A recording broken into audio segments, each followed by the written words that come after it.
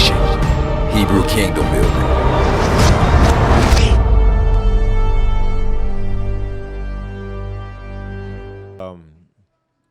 The Most High was revealed a lot last week. We talked about the tree of life, the tree of the knowledge of good and evil in the garden. We also talked about Mushal and what it means, ruler, governor, dominion. But it also means it's also associated with the multitudes being pressed by the shepherd. It's about the multitudes being pressed by the shepherd. It's interesting. I didn't think about this, but Moshe as well. Moshe, like Moses, his name is Moshe. So the scripture says that it means to draw out, and it's even and that's probably true. You know, I'm not saying it's not true, but I think there's still more to it than that. Because it has that mem sheen in there, which is about the multitudes being pressed, and we know that Moshe, that was his function.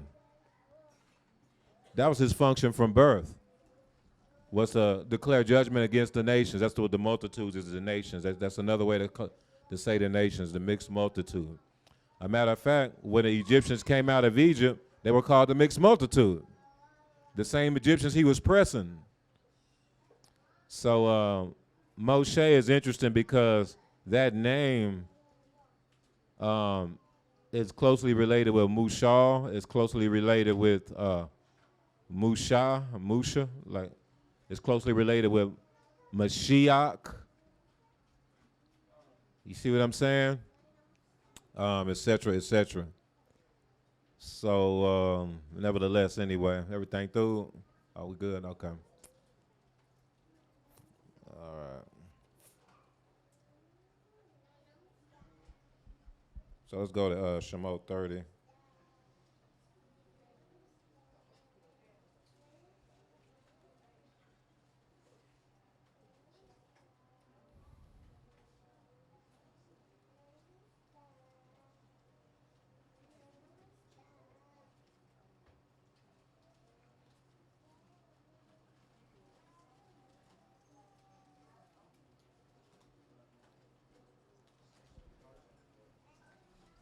And we're going to start with verse 11.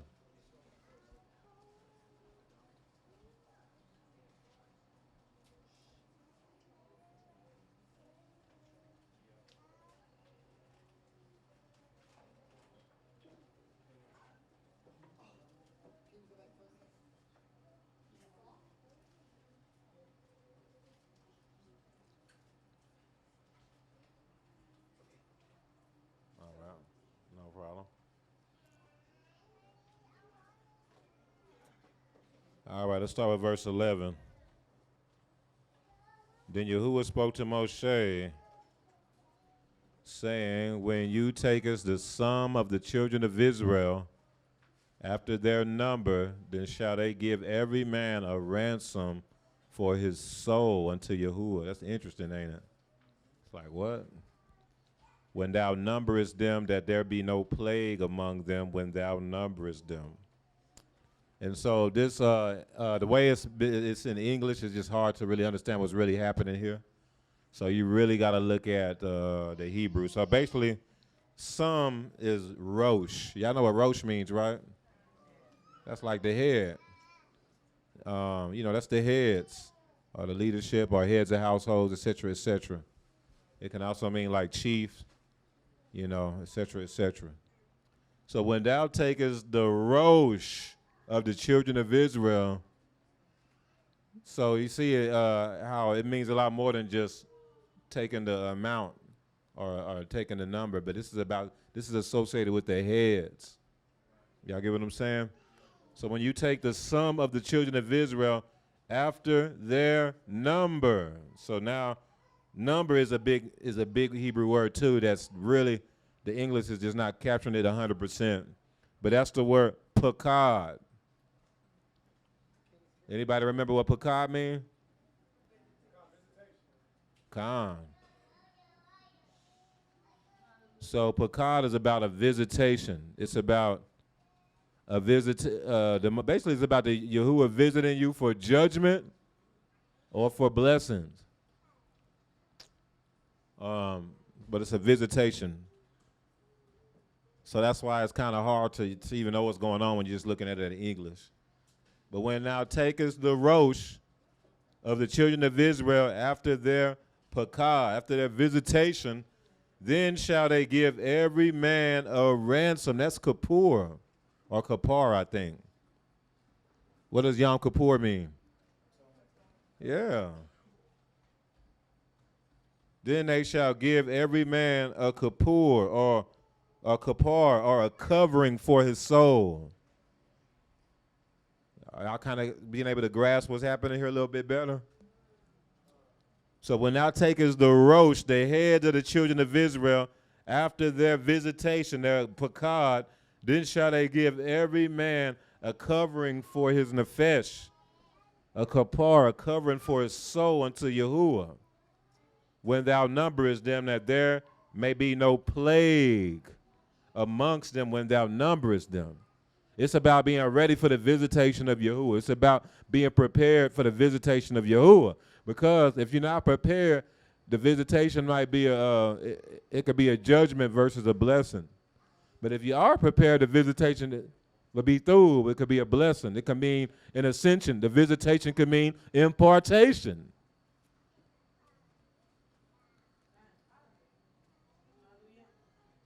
Etc., etc. Come. And if you look at verse 14, it says, everyone included among those who are numbered. In other words, everyone included among those who are visited from 20 years old and above. So that's how, now this is a big sign. That's how you know this is about the roshim. This is about the heads. That's why I don't think that the children were accounted for in this situation. It's the heads of households. It's the rosh. That's why it was 20 years old and above. And that's why I don't even think the women were counted in this. It's the heads, the rosh. Even though, a wife in a sense is a rosh as well in a sense. But this is about the men 20 years old and above, I believe. They shall give an offering to Yahuwah. 20 years old and above. They shall give an offering to Yahuwah. That's why most likely women and children weren't included. This was about the heads of the chiefs. And you shall take the atonement money, or the kapar money. It's really the kapar kasep. It's really the atonement silver is what it's really saying. Because in the scriptures, silver is for your atonement. Even the Hebrew word for silver is surrounded around atonement. It's surrounded around covering, kuf pei, kasep, kuf samik pei. And you shall take the atonement money of the children of Israel and shall appoint it for the service of the tabernacle of meeting. So basically, the money would be set apart for the work of the tabernacle. So I think service is abad. So that's like the work, the labor, for the labor of the tabernacle. So that's what that silver was set aside for. I submit a lot of it was set aside for the needs of the tabernacle. Whatever the labor that needed to be done, whatever the needs that was needed. And you giving that atonement silver, that was the atone for your soul. That was to, ain't that crazy? That was to cover you. That it may be a memorial, I think it's Zakar something, Zechariah, I can't remember, but it's about remembering. When it says a memorial, it's about, Zakar is in that Hebrew word. It's a memorial for the children of Israel before Yahuwah to make atonement for yourselves. Y'all, the Most High blessed them by basically letting them know how those offerings, that atonement money, that atonement silver that you offer is a covering for your soul. Very interesting. It had to be a half a shekel for everybody. Half a shekel for everybody. That's how you're accounted for. That's how you're accounted for. Half a shekel for everybody. Then it'll be easy to be able to know how many people you have. That's why it's associated with numbering in the census.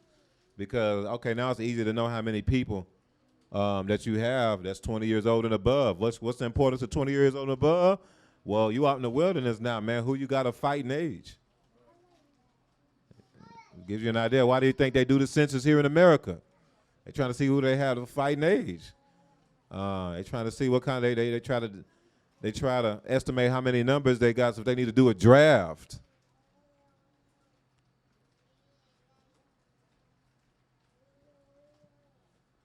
A census ain't just so they can know how many people are in the city. I mean, why would that matter? Oh no, they trying to estimate and see what if they need to do a draft, how many people they can get to add on to in the major war. Et cetera, et cetera. But there's other reasons as well, but that's one of them reasons. It's just about war. That atonement money had to be incurred, though. You had to do that's the way that you had to do the counting. That's the way that you had to do the counting. Let's go to, let's see here.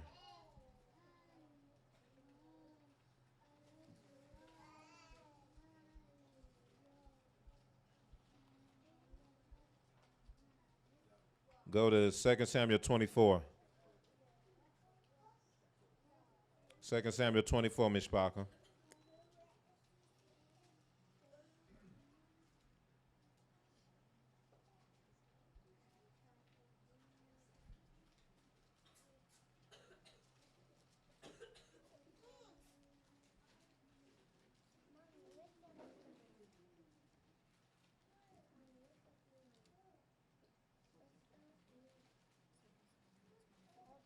Everybody there, 2 Samuel 24, verse 1?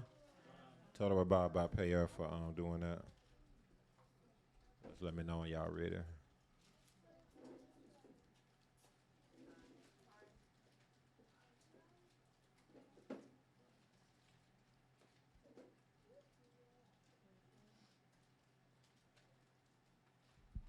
All right. And the anger of Yahuwah was aroused against Israel, and he moved David against them to say, go and number Israel and Yehudah. So David going and numbering Israel and Yehudah was associated with the anger of the Most High. That was like a judgment. Verse 2, so the king said to Joab, the commander of the army who was with him, now go throughout all the tribes of Israel from Dan to Beersheba and count the people, that I may know the number of the people. And Joab said to the king, now may Yahuwah your Elohim add to the people 100 times more than there are, and may the eyes of my master the king see it. But why does my master the king desire this thing? Nevertheless, the king's word prevailed against Joab and against the captains of the army. That's order. Joab knew that probably wasn't the best thing to do, but that's order. David's the anointed of Yahuwah. That's King David. So he did what he was supposed to do. What do y'all think would have happened if Joab was like, hold on, man, but the Torah says, and man, you're not supposed to? He could have got killed over that. Therefore, Joab and the captains of the army went out from the presence of the king to count the people of Israel. And they crossed over the Jordan and camped in Aroer on the right side of the town, which is in the midst of the ravine of Gad and toward Jazer. Then they came to Gilead and to the land of Tamit Hoshi. They came to Dan Ja'an of the brown to Sidon. And they came to the stronghold of Tyre and to all the cities of the Hivites and the Canaanites. Then they went out to South Yehudah as far as Beersheba. So when they had gone through all the land, they came to Jerusalem at the end of the 9 months and 20 days. Then Joab gave the sum of the number of the people to the king. And there were in Israel 800,000 valiant men. You see what they, who did what? And there were in Israel 800,000 valiant men who did what? Now you see that the census was about military might. They wasn't worried about how many babies was out there. That just wasn't what they was focused on. They wasn't worried about that. And the men of Judah was 500,000 men. Now look at verse 10. And David's heart condemned him. Oh, he felt convicted by doing that. After he had numbered the people, so David said to Yahuwah, I have sinned greatly in what I have done. Why was this a sin? But now I pray, O Yahuwah, take away the iniquity of your servant, for I have done foolishly. And I'll leave it at there. I'll leave it at that. So, can somebody tell me, not leadership, why did David sin by doing this when the Torah specifically says you can number the people? What we just read. Because you didn't tell him to do it, okay. That's what I was looking for. I knew she was going to get out. Did y'all hear David say anything about the atonement silver to cover them? What did the Most High say? If you don't do the atonement silver, that'll cause a judgment on the people. So let's keep reading. Remember, it said that Yahuwah did this because he was angry with the people. He drove David to do this because he was angry with the people. Remember that in the beginning of the chapter? Y'all remember that in the beginning of the chapter? Y'all want to go back there real quick? Do y'all remember? Look at verse 1. Verse 1. All right, it says, the anger of Yahuwah was aroused against Israel, and he moved David against them to say, go number Israel and Judah. Y'all get it? So the reason why he did the census is because Yahuwah was angry at the people. So he drove David to do that. He drove David to sin because he was angry with the people. The people were probably moving in some sort of, disobedience at the time. All right. So let's look at verse 10. Skip down to verse 10. And David's heart condemned him, and after he had numbered the people. So David said to Yahuwah, I have sinned greatly in what I've done, but now I pray, O Yahuwah, take away the iniquity of your servant, for I have done foolishly. Now when David arose in the boker, the word of Yahuwah came to the prophet Gad, David's seer, saying, go and tell Dawid, thus says Yahuwah, I offer you 3 things. Choose one of them for yourself, that I may do it to you. So Gad came to David and told him, and he said to him, shall 7 years of famine come to you in your land, or shall you flee 3 months before your enemies while they pursue you, or shall there be 3 days of what? See, if you Torah, if you know scriptures, if you know Torah, you already know that Yahuwah said if you don't do the atonement money when you number the people, that I will cause a plague to be on the land. Let's go. Let's look. When you take the sum of the children of Israel after their number, then they shall give every man a ransom for his soul. It's a ransom for his soul unto Yahuwah. When you number, it's them that there be no plague among them. So that means that if you don't do the ransom money, then you are opening it up for a plague. So Gad offered him 3, and I think Yahuwah did this in wisdom. Gad did offer David 3 options, but the way he did it, we knew what David was going to choose. He was going to choose the option that was in line with what the Torah already said was going to happen if you don't do the ransom money. And so, look what David's answer was. Verse 14, and David said to Gad, I'm in great distress. Please let us fall into the hand of Yahuwah, for his mercies are great. But do not let me fall into the hand of man. So Yahuwah sent a plague on Israel from the boker to the appointed time. From Dan to Beersheba, 70,000 men of the people died.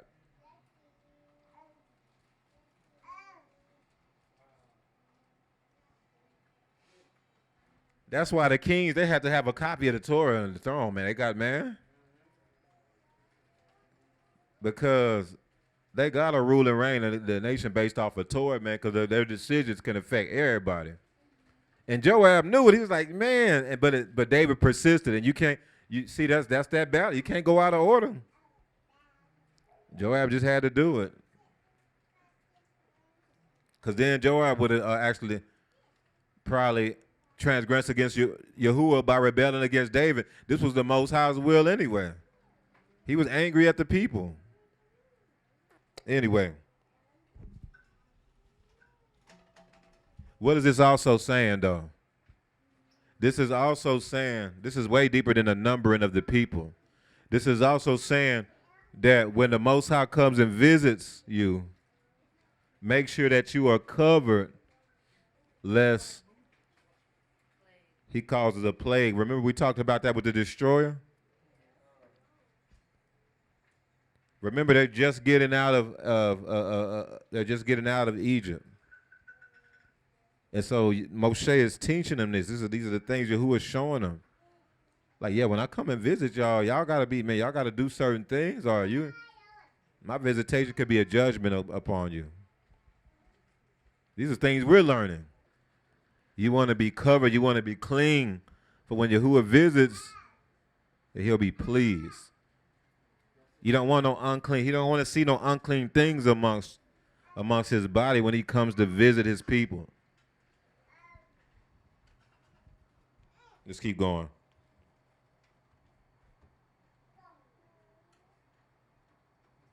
So looking at a couple of these words, pakad, that's the word for, they called it, I think, numbered, but it really means like to visit, et cetera, et cetera. But basically it means the appointed time for Yahusha to be at your door.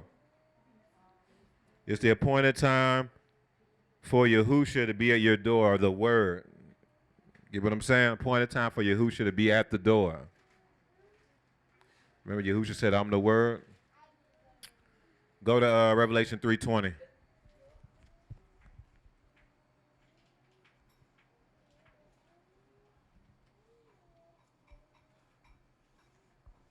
That's Pakad, Revelation 3:20.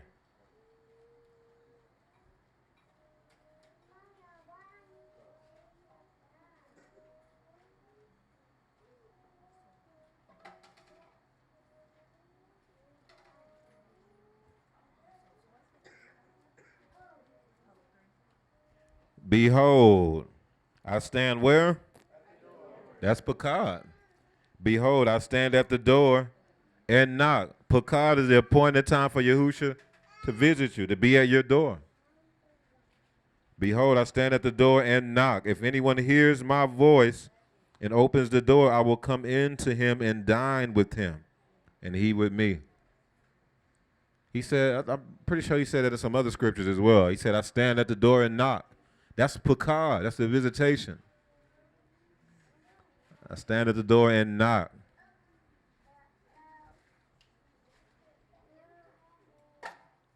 We also have kapar. That's the word for ransom. So that's almost exactly the same as Kippur, like for Yom Kippur. Actually, I believe it is the exact same word, kapar. Kapar is about, all right, Hannah now, quiet voice. Kapar is very interesting, y'all. It's about a blessing being spoken by the head. It's about a blessing being spoken by the head. This is about like interceding. A blessing being spoken by the head. I did that today with a couple of people. That's kapar. That's kapar. It means to cover, ransom, atonement. I know there are people, I know it's my job to cover. It's my job to kafar my sons and daughters. It's my job to kafar my mishpaka. How do you do that? One way is to speak a blessing over them. Pray for them. Praying for the mishpaka is a way to kafar them. It's one way. It's about a blessing being spoken by the head. Because a blessing being spoken by the rosh, it goes a long way. What did y'all see with the patriarchs, what they did every time at the end of their lives? They spoke blessings to their children. When the rosh speaks a blessing, that's they're covering it. They're kafaring. Roshim. It's your job to cover your families, right? Cover your children. It's more than just physical covering. One big way to do that is to speak life into them. Speak blessings over them. Pray for them. Let's keep going.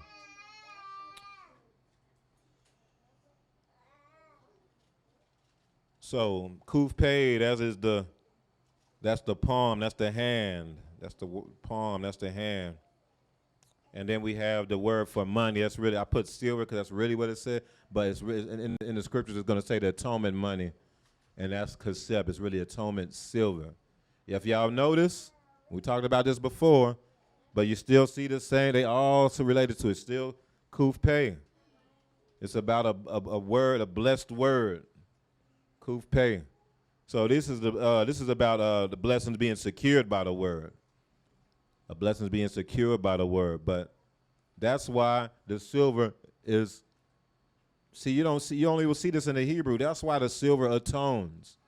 That's why Yahuwah said you got to pay atonement silver. He didn't say gold, did he?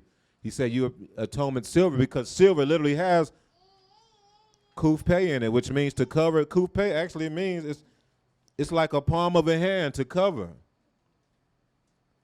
Actually, in this Torah portion, and just go there real quick. Exodus 33. Exodus 33.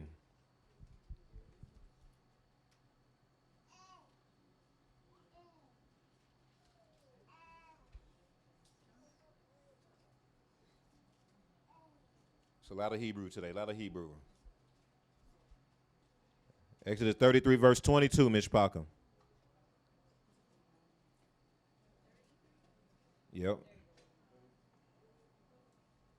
Let's start with verse 12. It's important right here. Calm. Yeah, we'll start with verse 12. Shemot 33, verse 12.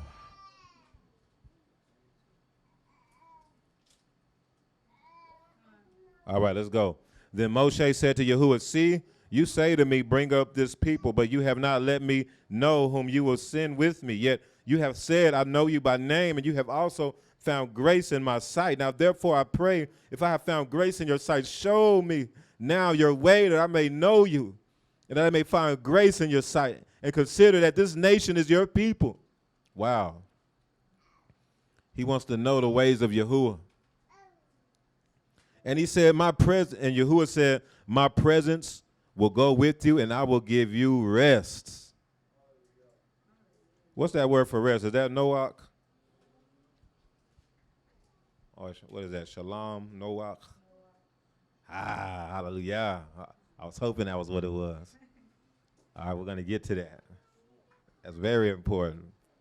And he said, my presence will go with you, and I will give you Noach. Y'all keep that in mind. I will give you rest. Verse 15, then he said to him, if your presence does not go with us, do not bring us up from here. For how then will it be known? So let me say this. So the reason why Moshe is pleading with him, like, man, but Yahuwah, we want your presence to be with us, is because Yahuwah was like, I'm not going to go with y'all, because if I do, I'm going to basically destroy y'all. Again, this goes back to chapter 30 about Pakad and about being covered for the visitation of Yahuwah. That's why he said, I'm not going to go with y'all, because y'all are stiff-necked people. This was right after the golden calf incident. Chapter 33 was right after the golden calf incident happened. And he was like, I'm not going to go with y'all. Y'all just go ahead, because if I go with y'all, like, man, this is a stiff-necked people. You know, I'll break forth and destroy y'all. And it made the people mourn. All right, let's keep going. Verse 15.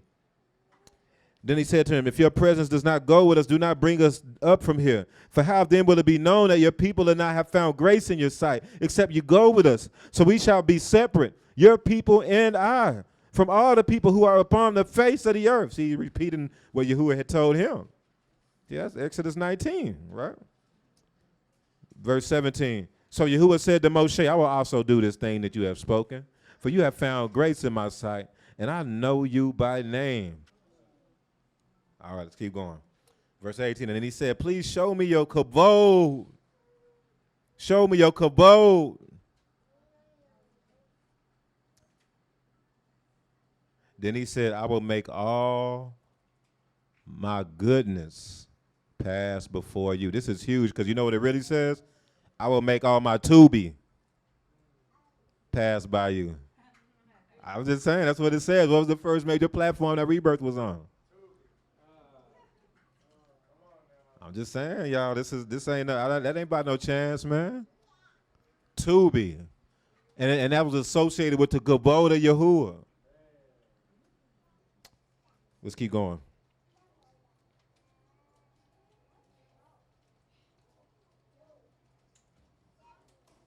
Let's go to Shemot 31.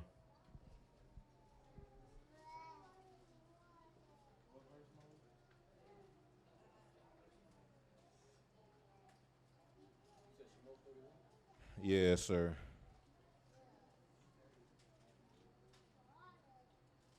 Shemot 30, my apologies. Verse 17, y'all there? No worries, I got it on the screen. We through. Then Yahuwah spoke to Moshe, saying, you shall also make a laver of bronze, with its base also of bronze, for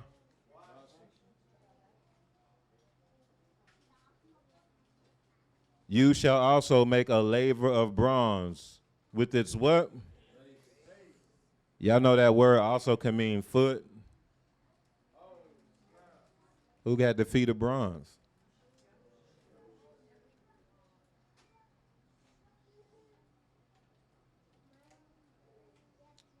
Matter of fact, in the King James, it says with its feet of bronze, or foot of bronze. In the regular King James, it's a new King James. Then Yahuwah spoke to Moshe, saying, you shall also make a laver of bronze, with its base also, or foot also of bronze, for washing. Wasn't Yahushua about washing feet? Washing the feet of his people?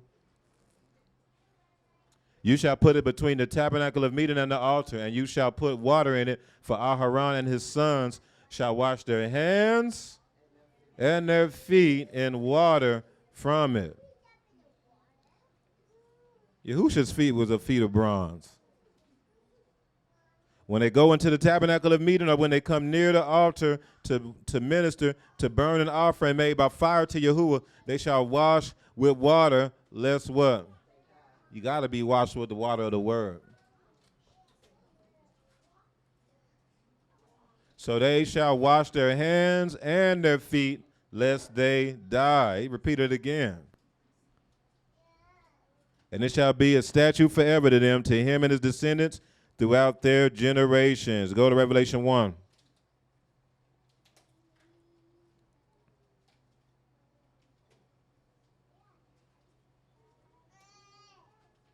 Oh, never mind. I got on the screen too. Never mind. I did well this time. Then I turned to see the voice that spoke with me, and having turned, I saw 7 menorahs, golden lampstands. And in the midst of the 7 menorot, one like the Son of Man, clothed with a garment down to the feet. I bet it was a white garment, down to the feet, and girded about the chest with a golden band. His head and hair were white like wool, as white as snow, and his eyes like a flame of fire. Remember, the menorah had the 7 flames of fire on it, and it said that those were the eyes of Elua, didn't it? So it's letting you know that the assemblies is like his eyes on the earth. The assemblies are like his eyes on the earth.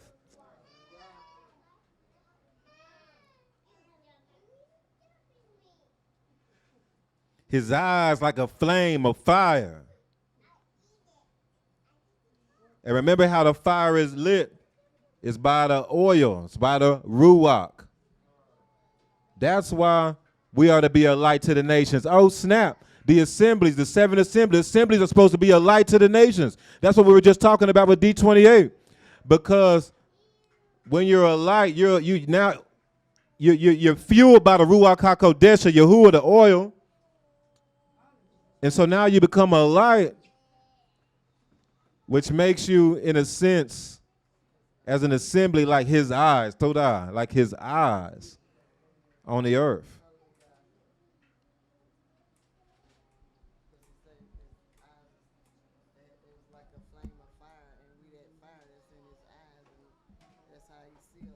Remember he said that Israel is the apple of my eye? I believe that came out in a word of prophecy too, if I remember right. Zechariah 4.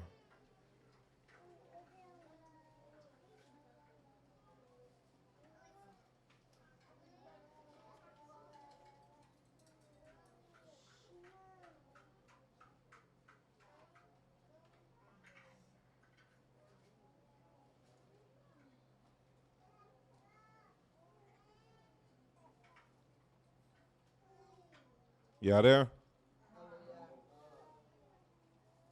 Zechariah 4. Zakar Yahoo. You already there? You already know. I saw that. She got it. I saw it. All right. Verse 1. Now the Malak who talked with me came back and wakened me, as a man who is wakened out of his sleep. And he said to me, what do you see? And so I said, I'm looking, and there is a menorah of solid gold with a bowl on top of it, and on the stand 7 lamps, with 7 pipes to the 7 lamps. That's a menorah. 2 olive trees are by it, one at the right of the bowl and the other at its left.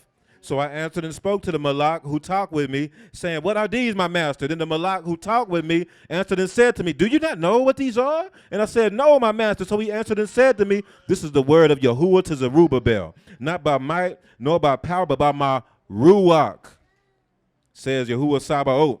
Who are you, O great mountain? Man, y'all are seeing mountains today too. Before Zerubbabel, you shall become a plain. Because Zerubbabel was declaring. Remember we talked about this last week?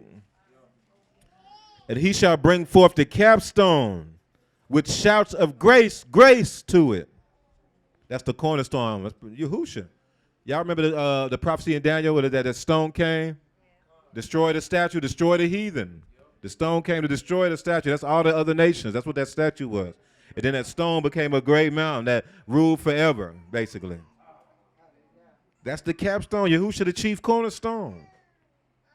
Verse 9, moreover, the word of Yahuwah came to me, saying, the hands of Zerubbabel have laid the foundation of this temple. We're going to be talking about this, y'all, because this is where we at, building time. His hand shall also finish it. Then you will know that Yahuwah Sabaoth has sent me to you. For who has despised the day of small things? For these 7 rejoice to see. The 7 rejoice to see. That's eyes. The eyes of Yahuwah. I submit this is probably 7 people, or maybe even referring to, 7 leaders of assemblies, something of that sort. Rejoice to see the plumb line in the hand of Zerubbabel. They are the what? They are the what? The eyes of Yahuwah, which do what? Scan to and fro throughout the whole earth.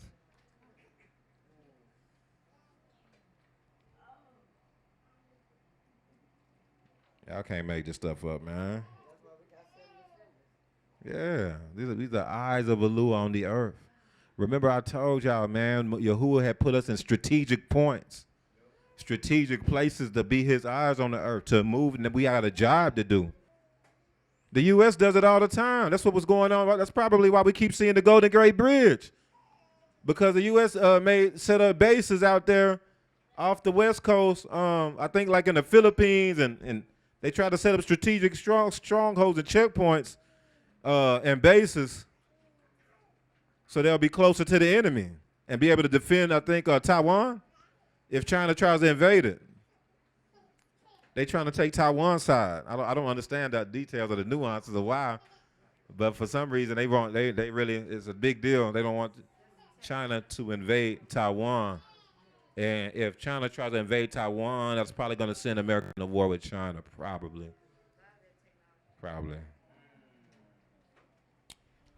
So nevertheless, they set up, if I remember right, I saw recently on the news that there's bases and stuff that they set up out there in the Pacific Ocean.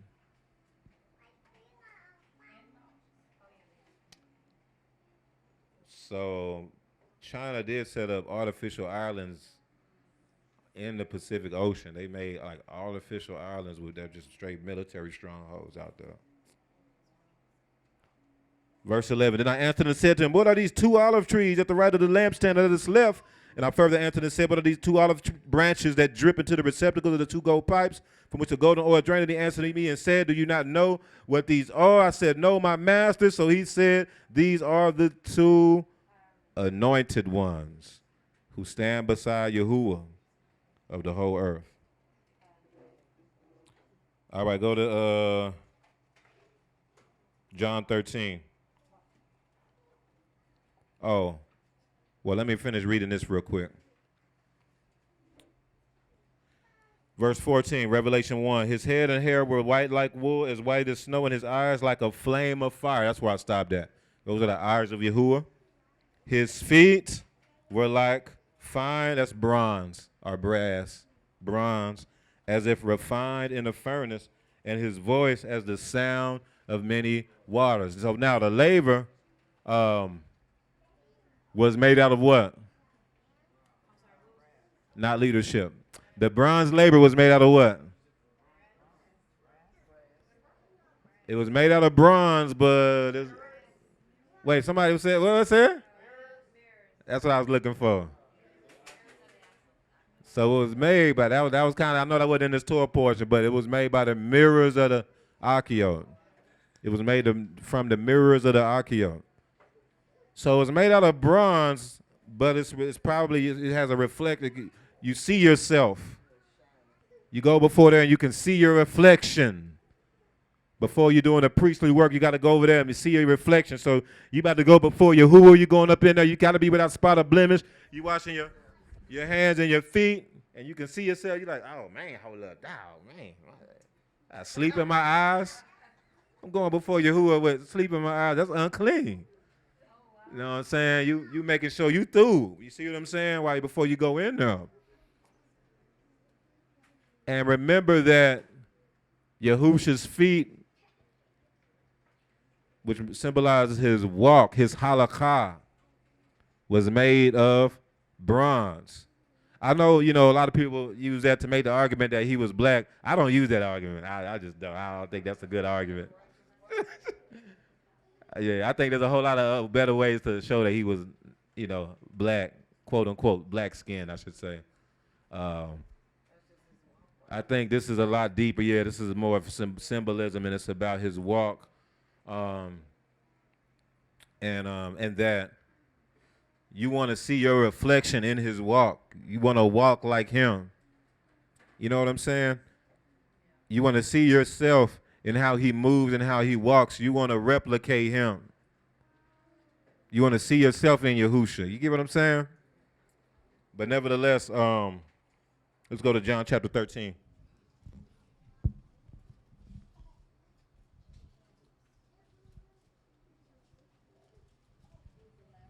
Now, I'm not saying that it's not an argument. It's an argument. You see? Burnt like brass. He see Yahusha black, burnt like brass. You be watching A Good Time. Yeah, you see, he black. See, look, right here. Feet burnt like brass. And his mom was like, oh my goodness, it is right there. But, I just don't, I'm not saying it's a bad, I'm not saying, well, I'm saying it's not, I don't think it's the best argument just because there's a lot better ways to show that. But I'm not saying it's not to use that verse. It's definitely a verse. It's definitely, it's a case to make, but I'm just saying I don't use that. So I don't want to anybody misunderstand me on that. Because I know a lot of people use that verse to try to show that. All right, John 13, y'all ready? Yachanan chapter 13, y'all ready? Now before the feast of Passover, when Yahusha knew that his hour had come, that he should depart from this world to the Father, having loved his own who were in the world, he loved them to the end. And supper being ended, Hasatan having already put into the heart of Judas, Simon's son, to betray him, Yahusha, knowing that the Father had given all things into his hands, and that he had come from Elua and was going to Elua, rose from eating supper and laid aside his garments, took a towel and girded himself. After that, he poured water into a bronze basin. I know I don't say bronze, but he poured it into a basin and began to wash the disciples' feet and to wipe them with the towel with which he was girded. Then he came to Simon Peter, and Peter said to him, Master, are you washing my feet? Yahushua answered and said to him, what I am doing you do not understand now, but you will know after this. Peter said to him, you shall never wash my feet. Yahushua answered him, if I do not wash you, you have no part with me. Simon Peter said to him, Master, not my feet only, but also my hands and my head. That's how Peter was. So, listen what he's saying, though. Listen what he's saying, though. Because the laver, remember it said his feet was of bronze. That was Yahushua's feet was of bronze. He's washing feet. The bronze labor was to wash your feet, right? Aaron and his son shall wash his hands and their feet. Peter was like, oh, snap, no, wash my hands and my feet. Y'all see you see what's going on here? Shall wash his hands and their feet and water from it when they go into the tabernacle of meeting or when they come near the altar to minister, to burn an offering made by fire. They shall wash with water what?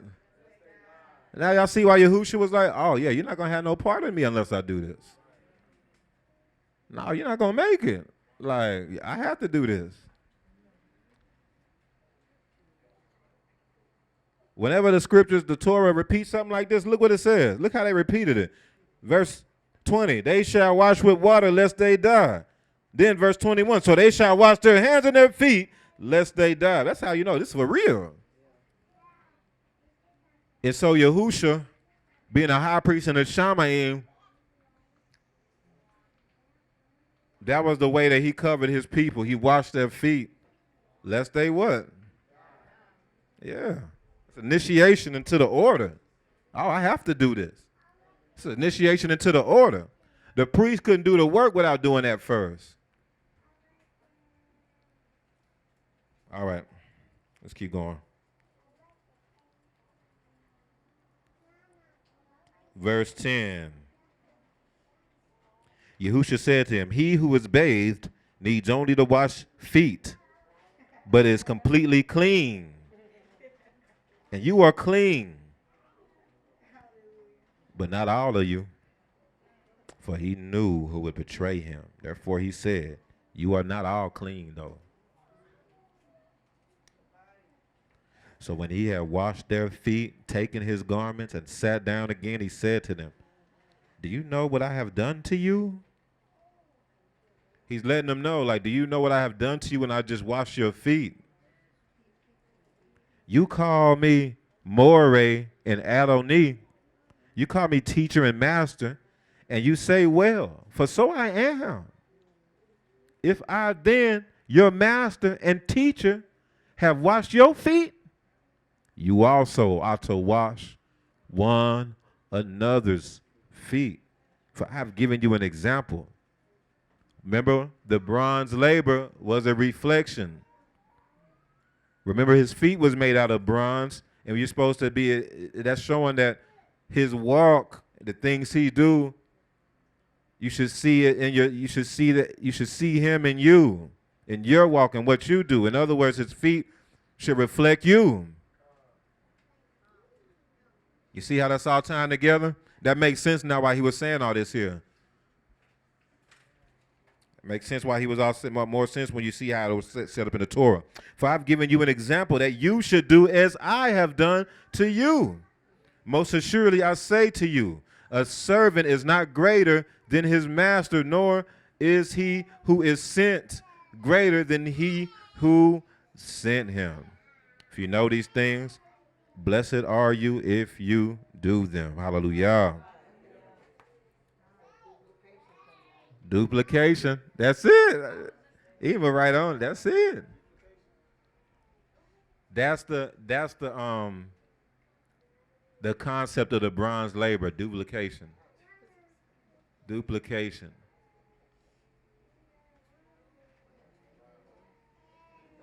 That's how we be in that card, duplication. That's how we be in that card. Us just being an extension of each other. So we all one body, you know what I'm saying? All of us just being an extension of Yahushua. All right, Exodus chapter 31, Shemot 31. We there?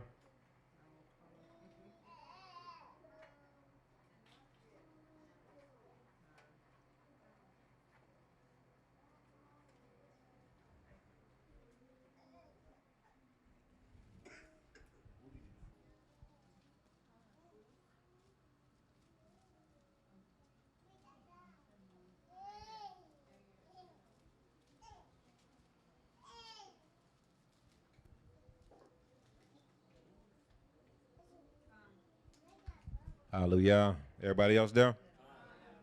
All right. Then Yahuwah spoke to Moshe, saying, all right, so just to set the tone, last chapter, remember what happened. Last chapter, it started off, the Torah portion started off with Yahuwah saying to make sure that the people are covered for when I visit them, right? It's about numbering the people, that they are covered by the silver. It's about kafaring the people for the visitation, pakah. Then, it goes into the bronze laver. It also goes into the anointing oil. And now look what it says, verse 1. And Yahuwah spoke to Moshe, see, I have called by name Bezalel, the son of Uri, the son of Hur, of the tribe of Yehudah.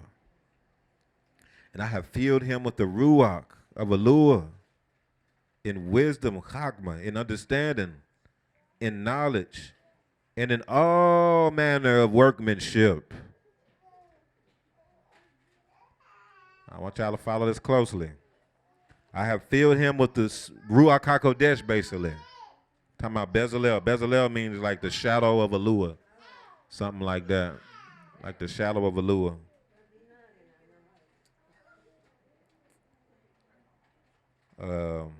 And I have filled him with the Ruach HaKodesh, the Ruach of Eluah,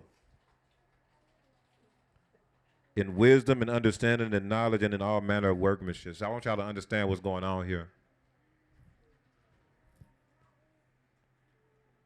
Y'all know what that word workmanship is? It's malaka. That's the word that was given to Melech Musha about a year ago. That's the word for business. For doing business, for doing labor. Industrious, for doing the work. Man, look, Yahuwah gave this to Bezalel, a Ruach, so that he would have wisdom and understanding and knowledge in all malaka. He'll be able to be. He's be able to be skilled in doing this work that Yahuwah has for him. It's the word malaka. It means work, business.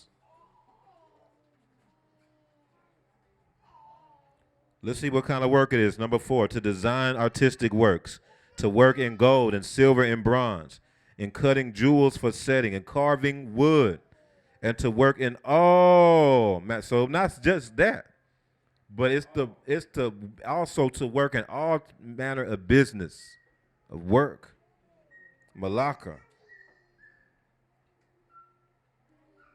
And I have appointed with him Aholiab, the son of Ahisamach, of the tribe of Dan, and I have put wisdom in the hearts of all the gifted artisans. So it's not just Bezalel and Dan, but listen, he had put wisdom in the hearts of all the gifted artisans, that they may make all that I have commanded you, the tabernacle of meeting, the ark of the testimony, and the mercy seat that is honored, and all the furniture of the tabernacle and its utensils, the pure gold lampstand with all its utensils, the altar of incense, the altar of burnt offering with all its utensils, the laver and its foot, the garments, the Kodesh garments for Al-Haran, the priest, and the garments for his sons to minister as priests, and the anointing oil and the sweet incense for the Kodesh place. According to all that I have commanded you, they shall do. Yahuwah blessed them in all kind of manner of work and business. He blessed them in their business so they can go and actually build the kingdom, so that they can go and build the tabernacle. Yahuwah blessed the assembly. He blessed the nation in all manner of business and work, so that they will be skilled in their work, that they will be diligent in their work. That's the place that we're at right now. This is where we're at, y'all. We're building a tabernacle. We're in building mode, y'all. Man, look. So he's giving the mishpach of skills. He's giving the mishpach of wisdom and understanding and knowledge and all manners of malaka and workmanship so that y'all can build the kingdom. What if Bezalel took them skills and was like, oh, man, I could do all this stuff now. I just go back to Egypt. I'll make some bread in Egypt. Boy, I'll be famous. Man, that oil will seep out so quick. Zip. Y'all got to understand the skills and all these things who anointed you with that you're able to be able to do what you do on a day-to-day basis, to make money, to flourish, to make a living, to take care of your children. It's to also build the kingdom. Actually, seek ye first the kingdom.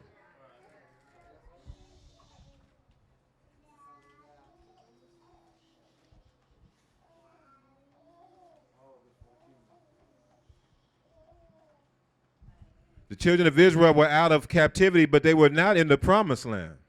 They were a free people, but they were not in the promised land. So Yahuwah set it up a situation where they would be through, and all their needs would be met, so that they could make the tabernacle for him to dwell in and dwell amongst them. They were in a Kodesh place for the time being, temporary Kodesh place that he set apart for them to be able to dwell in. And they were in building mode. They were in work mode. It was time to do the work. And the way that we're going to build this, the way that we're going to do this is from the things that he has anointed all of y'all to do.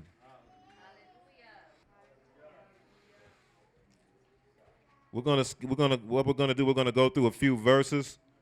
And so what I want Ema to do, I want you to more listen, Ema Anise, because I'm going to kind of just skim through a few verses just so we can look at it. And if y'all want to turn, y'all can. Y'all don't have to, though. But just hear me out. Proverbs 22:29. Proverbs 22:29. It says, do you see a man who excels in his work? He will stand before Melachim, before kings. He will not stand before unknown men. That's a man who excels in his works. Because a man who excels in his works, the reason why he's able to do that is because he's filled with the Ruach. Yahuwah put an anointing on him, a Ruach of wisdom and knowledge and understanding and all different manners of workmanship so they can do the job that he has for them to do. Why did he give that to Bezalel? Because it was a job he had for them to do. All right, Proverbs 13, verse 4, chapter 13, verse 4. The soul of a lazy man desires and has nothing, but the soul of the diligent should be made rich. But the soul of the diligent should be made rich. That's why right now that we're in building mode, we got to be diligent about building. We got to be diligent. We got to be prudent. We got to be focused. It's not too much. It's really, we talking the kingdom. We talking the set of what the Most High has us to do to build the tabernacle. That's really, I can't think of nothing that's more important than that right now.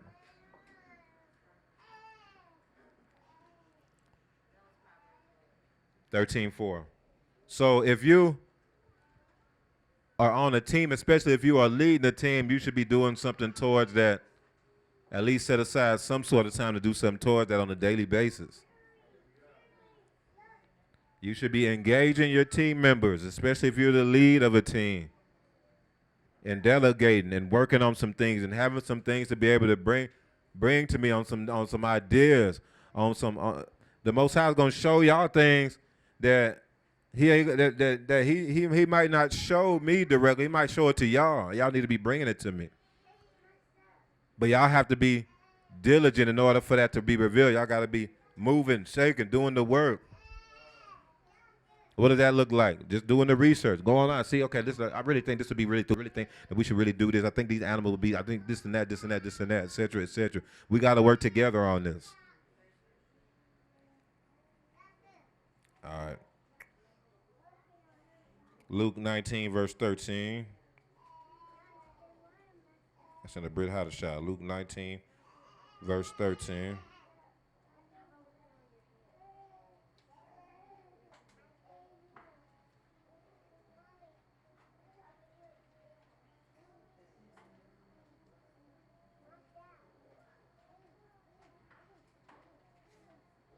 I'll start with verse 11. This is a parable. Now, as they heard these things, he spoke another parable because he was near Jerusalem, and because they thought the kingdom of Elua would appear immediately. Therefore, he said, a certain nobleman went into a far country to receive for himself a kingdom and to return. So he called 10 of his servants, delivered them 10 minas, and said to them, do what? Do business till I come. Let me read this over again. Let me read this, let's go, try to get this.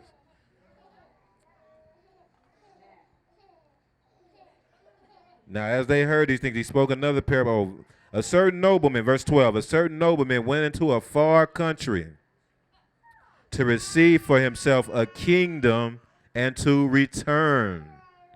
Y'all know that part of the covenant is to restore kingdom nobility, right?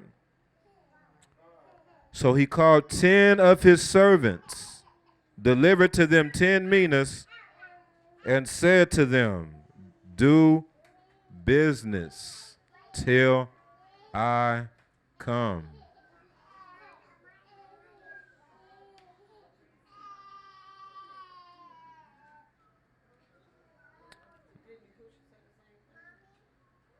Kind of like that, yeah. Yeah.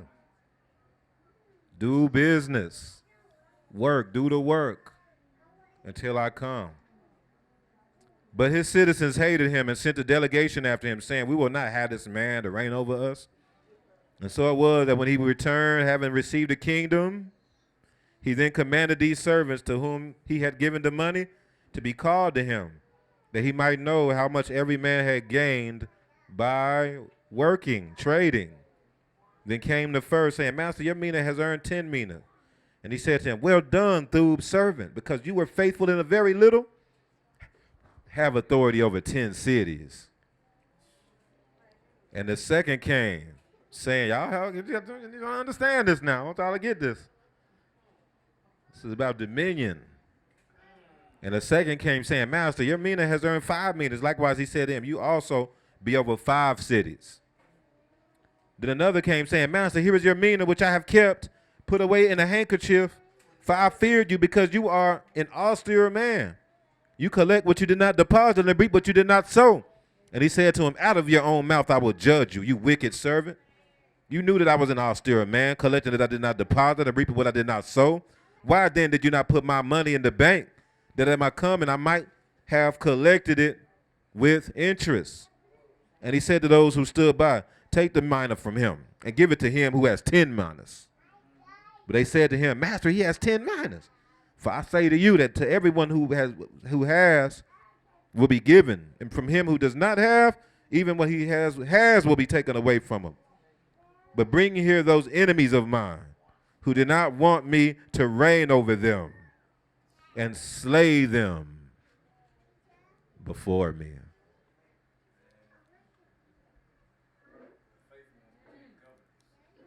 The faithful ones became governors, man. He said, I'm gonna put you over 10 cities. They had dominion over a region.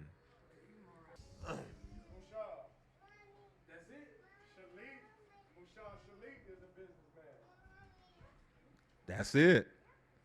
That's it. That's it. Matthew chapter 6.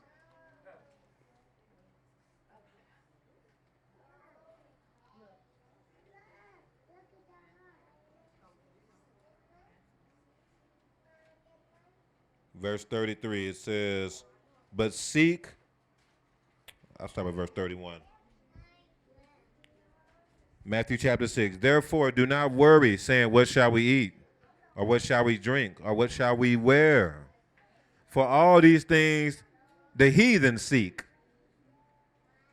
For your heavenly Father knows that you need all things. But seek first the kingdom of Elua and his righteousness, and all these things shall be added to you. Therefore, do not worry about tomorrow, for tomorrow still worry about its own things. Sufficient for the day is its own trouble. That goes back to seeking first The kingdom, that's what we're doing. That's what we're doing. That's from Yahushua himself. That should really take precedence over anything else. Proverbs 14:23.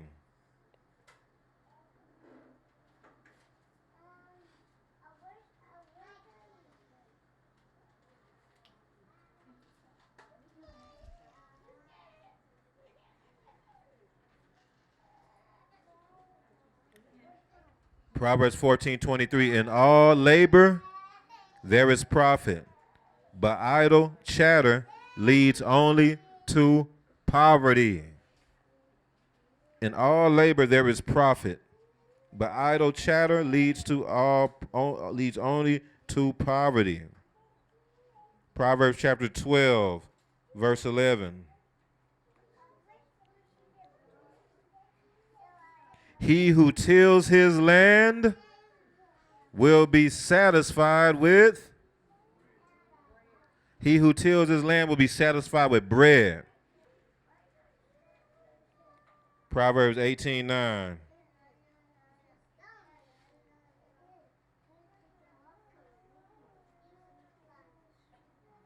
He who is slothful in his work is a brother to him who is a great destroyer.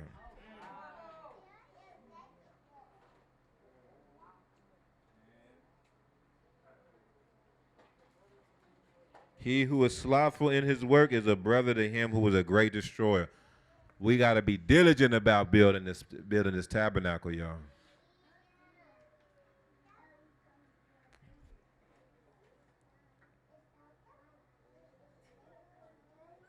I submit that's why that dude got cut off. That's why he had one minus. He said, "Oh, I was scared but it was probably because he was just slothful."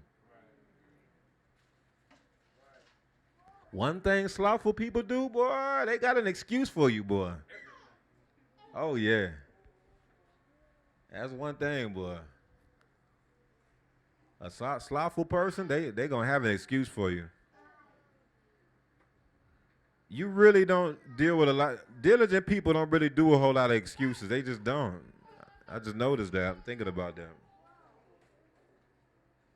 They mess up, they going to eat it. A lot of times they eat it. Oh, man, yeah, no, that's me. No, I'll fix that, man. Let me just try to, let me try to see how I can fix it. Maybe I can do this, do that, pay you back, whatever. A slothful person?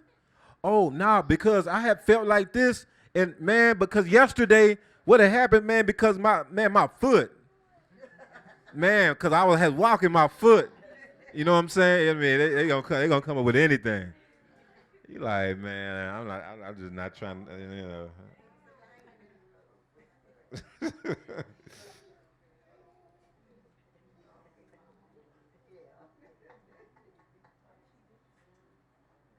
Let's go to Genesis 2.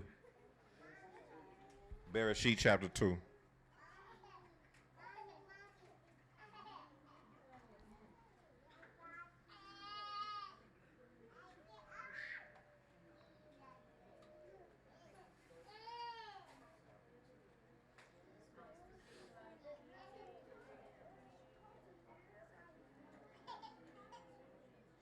Y'all there? Bereshit chapter 2, verse 8. Yahuwah Eluah planted a garden eastward in Eden. So that word garden, I think y'all know this by now, that the word garden is just a set-apart enclosure. It's the word. So the Garden of Eden, y'all know what the Garden of Eden was? It was a set-apart piece of land that Yahuwah gave to his people.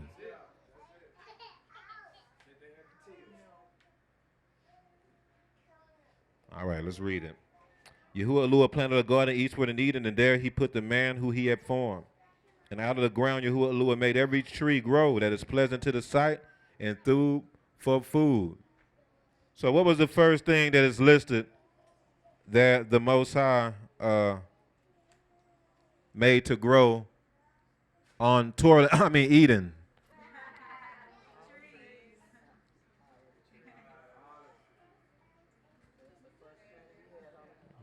Let's look, verse 8. Let's look again. Yahuwah Eluah planted a garden eastward in Eden, And there he put the man whom he had formed. And out of the ground Yahuwah Eluah made every tree grow that is pleasant to the sight and food for food.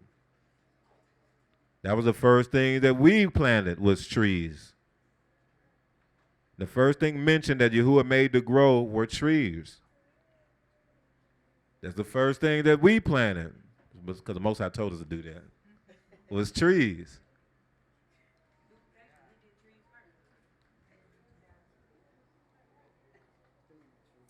That is thub trees. Pleasant to the sight and thub for food. Look what it says right after that, y'all. The tree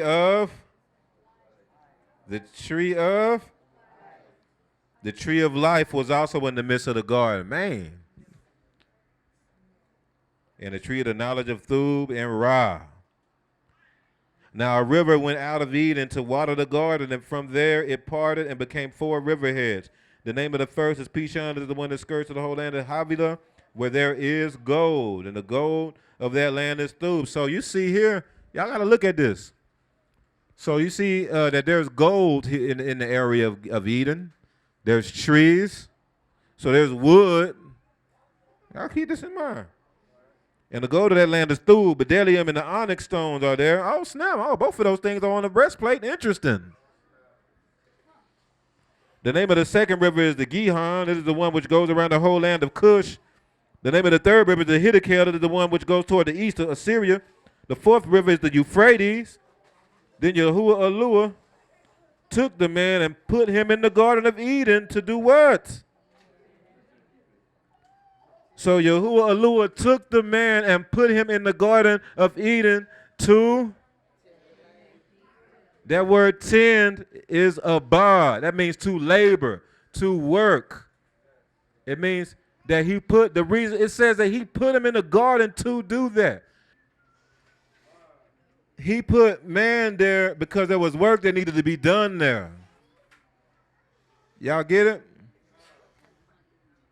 He didn't put man there. I actually thought Yahuwah put Adam and Eve in the garden just to chill as well. I actually did. I don't know why. It was just in my mind. I don't know. I thought they was just supposed to be there just to be in paradise and to chill. But no.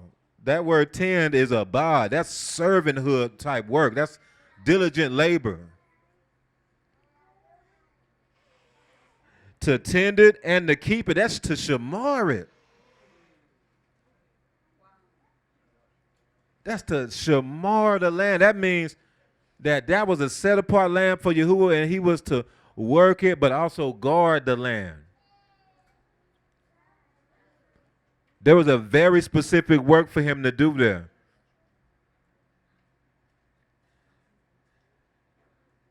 Yahuwah put him in a very specific place to do a very specific work that was very important. Let's keep reading. Verse 15, verse 16, right? Yeah. And Yahuwah Eluah commanded the man, saying, of every tree of the garden you may freely eat, but of the tree of the knowledge of good and evil you shall not eat. For in the day that you eat of it, you shall surely die. And Yahuwah Eluah said, it is not Thub, that man should be alone. I will make him an Ezer, comparable to him. Out of the ground Yahuwah Eluah formed every beast of the field, every bird of the air, and brought them to Adam. So the animals were brought to Adam. That was part of the labor that he had to do. So the Garden of Eden was full of animals. Doesn't that sound familiar? Y'all follow me?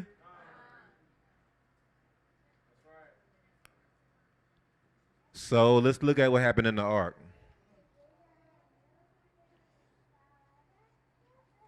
So the ark, Yahuwah had Noach. He set up, and he placed Noach in a set apart place. He had a work for Noach to do. Number one, Noach had to build the ark. You can't be no slothful person building no ark. And what did he do? He built that ark though. And then, so this was the ark was a set apart enclosure. The ark Yahuwah sent all the animals to Noach. He sent all the animals to him just like he did to Adam. The ark had 3 parts to it, man. He had 3 parts to it, just like the tabernacle. The ark is the tabernacle. It's made out of 3 parts, just like the tabernacle. Noach was moving as a priest. The Garden of Eden was like a tabernacle. Adam was a priest. He was like a mushal.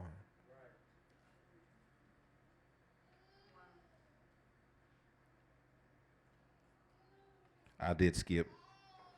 I did. I couldn't help it. But let's keep going. Verse 19.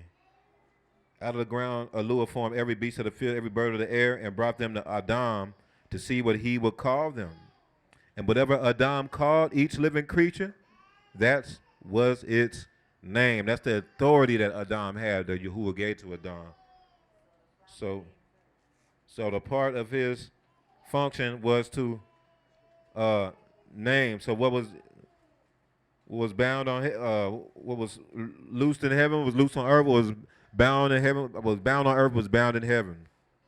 So Adam gave name to all the cattle, to the birds of the air, to every beast of the field. That's a lot of work. But for Adam, there was not found a helper comparable to him. Yahuwah Elohim caused a deep sleep to fall on Adam, and he slept. He took one of his ribs, closed up the flesh in his place.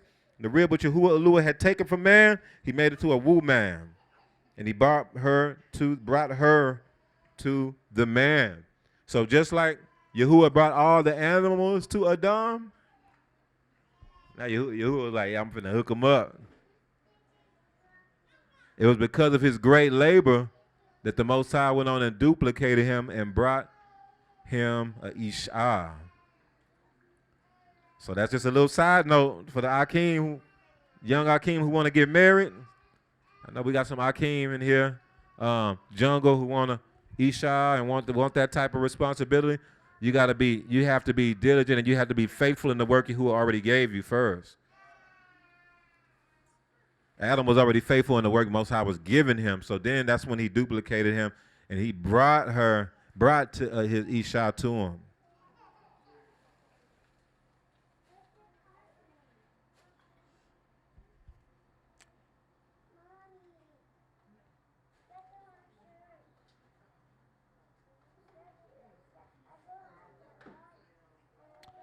So, did y'all ever think about this?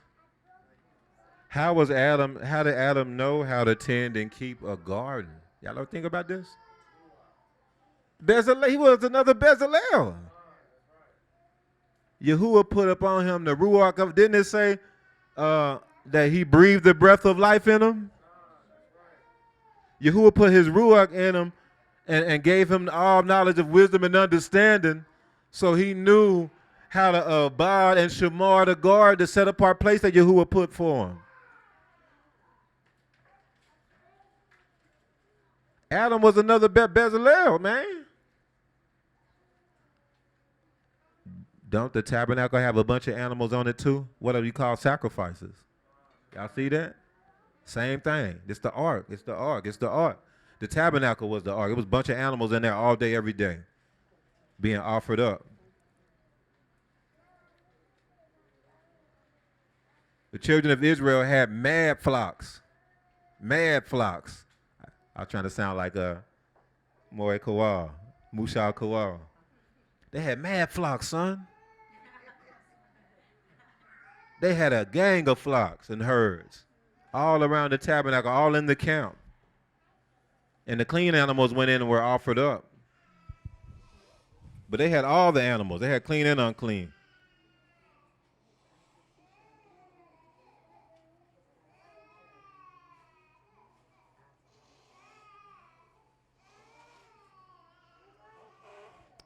Adam was a mushal. Adam governed that area. He had dominion over that place. Yahuwah gave him dominion over a specific region. Look at Genesis 1, verse 28. This will prove it. Then the Lord blessed them, and the Lord said to them, be fruitful and multiply, fill the earth, do what? have dominion over the fish of the sea, over the birds of the air, and over every living thing that moves on the earth. So Adam had dominion. Yahuwah actually commanded Adam to subdue the earth. That's like warfare language. There was Yahuwah put Adam there for Yahuwah put Adam there to display some stuff out there, man. Yahuwah put Adam there to display some stuff, to subdue it and have dominion in the region of Eden, y'all. The word subdue, that's warfare language, man. We thought the Most High just put Adam there and he was just chilling and eating grapes.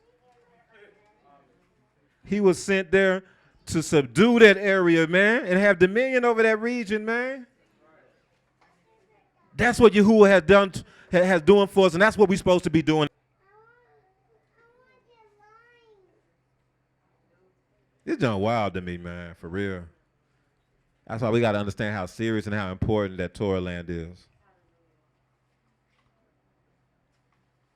This comes from revelation. This comes from stuff that Yahuwah shows us. This ain't nothing you're going to just be able to read and figure it out on your own.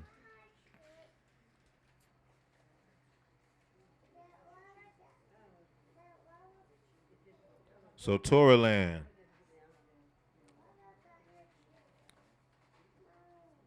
The ark was a set apart enclosure where Noah had dominion over the animals as well.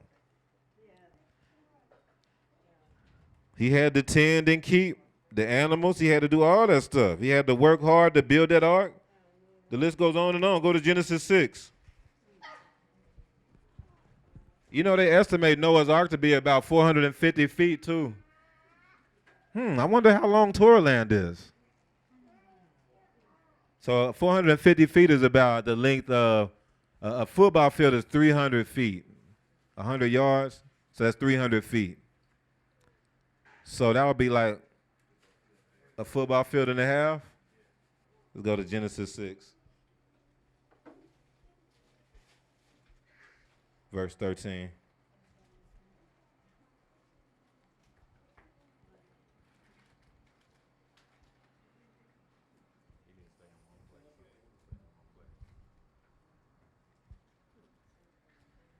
Y'all there? And Elohim said to Noah, the end of all flesh has come before me, for the earth is filled with violence through them. And behold, I will destroy them with the earth. Make yourself an ark of gopher wood. Make rooms in the ark and cover it inside and outside with pitch. That's kafar, y'all. That word is kafar. And this is how you shall make it. The length of the ark shall be there 300 cubits. Its width 50 cubits. Its height 30 cubits. You shall make a window for the ark, and you shall finish it to a cubit from above, and set the door of the ark inside. You shall make it with lower, second, and third decks. That's tabernacle. You had the outer court, you had the holy place, and the holy of holies. Made of 3 parts. And behold, I myself am bringing flood waters on the earth. What happened in Revelation 12? Yahuwah put Israel in a set-apart place, and then flood waters came out from the dragon. And behold, I myself am bringing flood waters on the earth to destroy from under heaven all flesh, and which is the breath of life. Everything that is on the earth shall die, but I will establish my covenant with you. So you see, the ark is associated with Yahuwah establishing his covenant with Noah, just like the tabernacle. Tabernacle is associated with the covenant that Yahuwah established with Israel. And you shall go into the ark, you, your sons, your wife, and your sons' wives with you. And of every living thing of all flesh you shall bring 2 of every sort into the ark.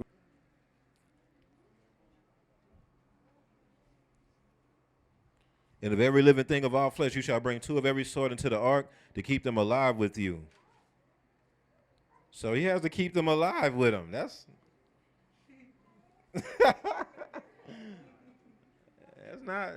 that's a lot of work, is what I'm trying to say. So I'm trying to help y'all to understand what it means to build the tabernacle, what it means to build the ark, it means a lot of work.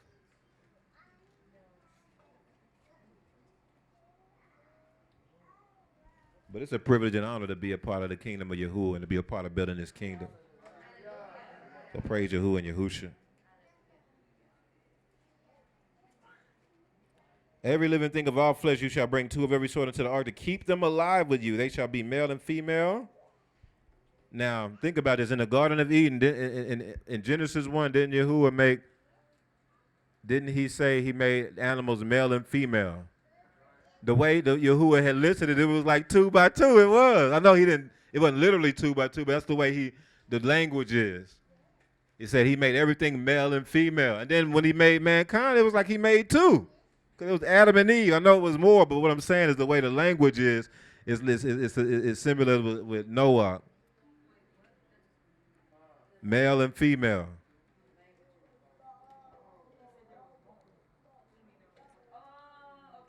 So he made all of mankind, but Adam and Eve was in a Kodesh place. And he was going to establish, that was for Adam and Eve and for them to be fruitful and to multiply and have dominion over that area. And so that's where the Kodesh bloodline started. He made a nation out of Adam and Eve. There were other people.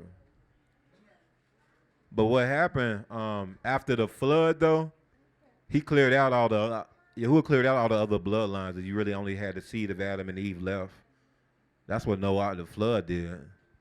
He cleared out everything else. And so now you just had that Kodesh seed. He was trying to, he started all over with him. He's like, I'm going to start all over with you. And that's what Yahuwah was looking to do in motion. All right. Y'all gonna make me go on a whole nother thing. Well,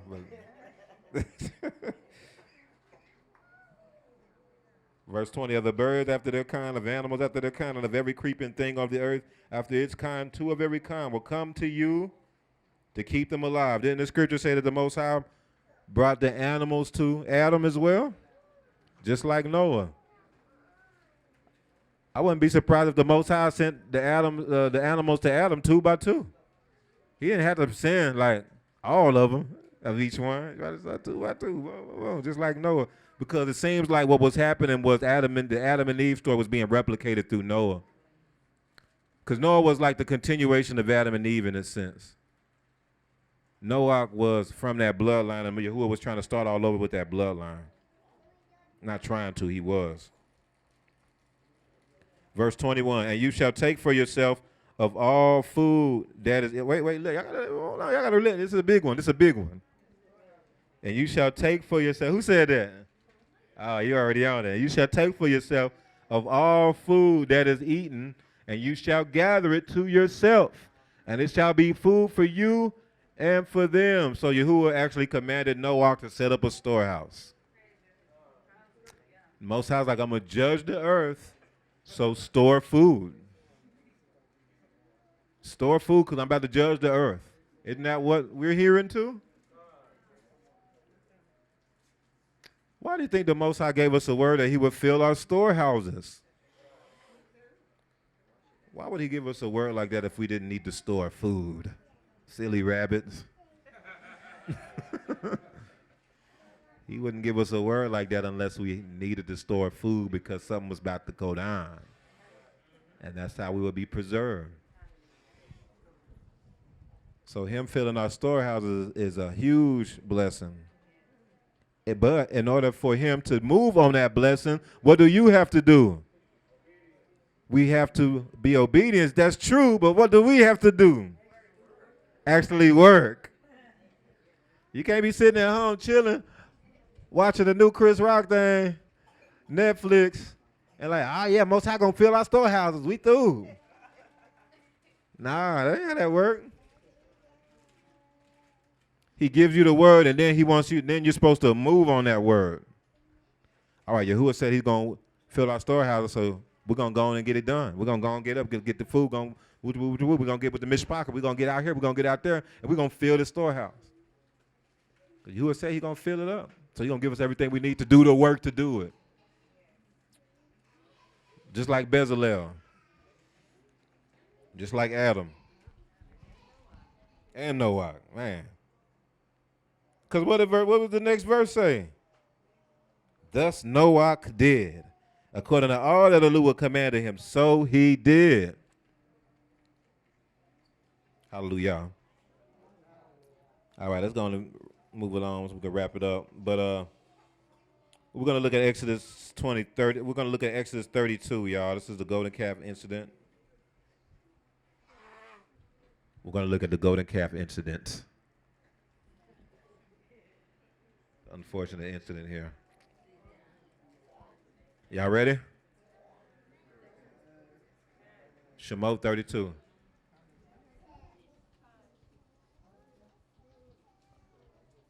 Told her I like hearing the cons. Let me know.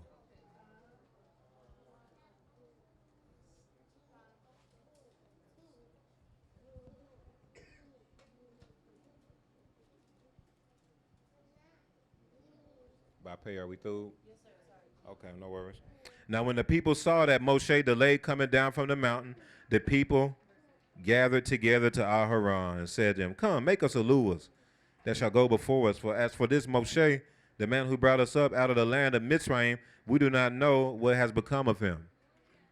So what this is showing is that there was a big time, high levels of unbelief here. Moshe was gone for some days, and you're like, yeah, they didn't think he was gonna come back. Let's make another Alua, cause I mean, he been gone for a while. You know what I'm saying? Like, we supposed to be going to the promised land, and we still here. It's been like 3 weeks. We still at Mount Sinai. Like, let's make another Alua, man.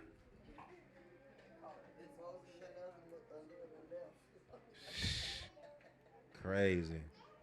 And Aaron said to them, no, don't do this. Crazy, man. My brother, he'll be back, man. Y'all gonna offend Yahuwah. That's what Aaron said.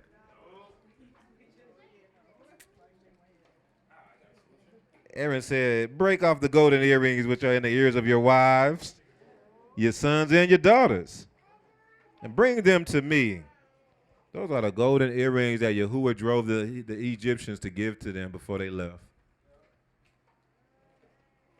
And Aaron told him to give it to him so he can make an idol. So all the people broke off the golden earrings which were in their ears and brought them to Aaron, and he received the gold from their hand, and he fashioned it with an engraving tool and made a molded calf. So Aaron had skills. You see this? Yahuwah put a ruach even on Aaron to be able to make things and to be engrave and to do things like that. It probably wasn't like Bezalel, though. Aaron probably was moving out of his element on the cool, man. That thing probably looked like a walrus or something.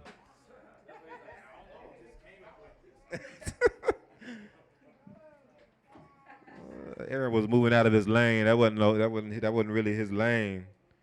It was supposed to be Bezalel and them supposed to be doing that. Moving out of order. Then they said, this is your Alua, O Israel. So they made a declaration. This is your Alua, O Israel, that brought you out of the land of Mitzrayim.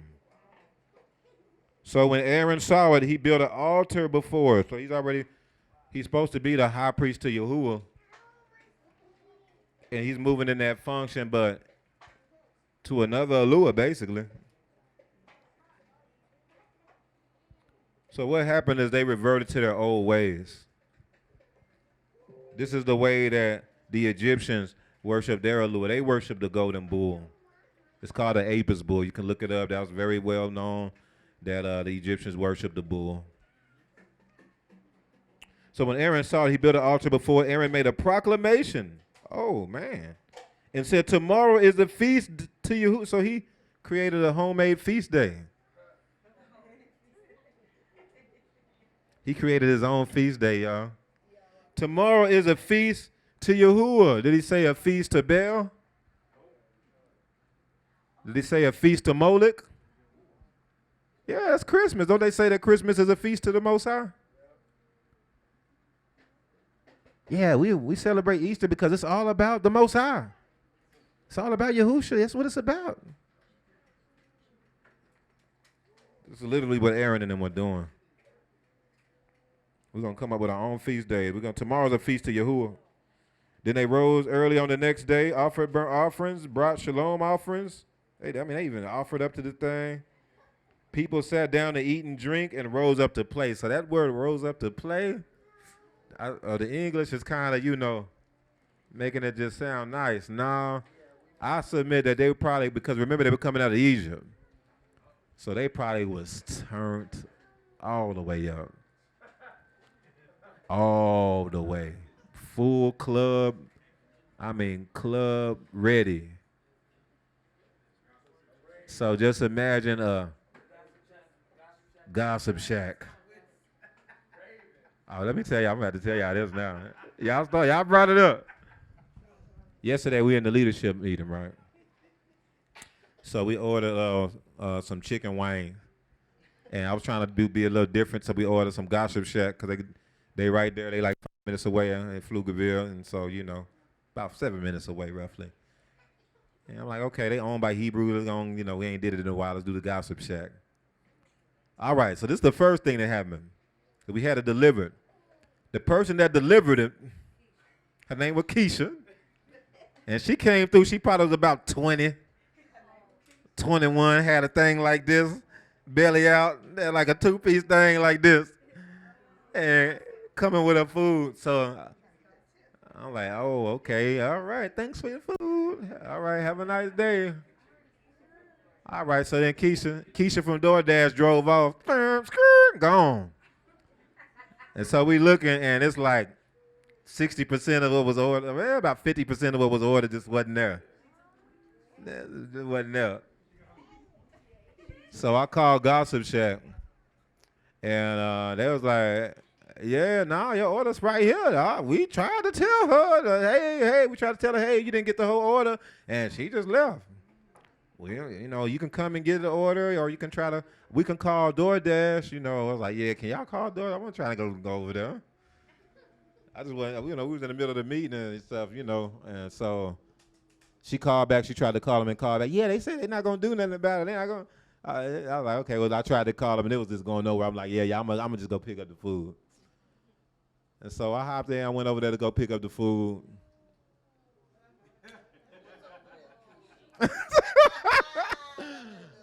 So I parked, and as soon as I got out the car, it's this Ock, man. He had like big Ock. He had a big old bottle of hen. The big bottle of hen, it's like that big, and he holding it in one hand. That's how big he is. And he walking like this. Walking toward the door, and so I'm trying to hurry up. I'm trying to get back to the leadership meeting. And so he's in front of me, doing like this. And finally, he could tell that I was rushing, because I'm just like, I'm trying to see if I can get around maybe. And he saw me, he like, oh, man, hey, nah, you can go and walk by, playboy. You going to walk by, man. I like, oh, appreciate it. Walk by him. I knew that was a red flag when I saw him about to walk in there.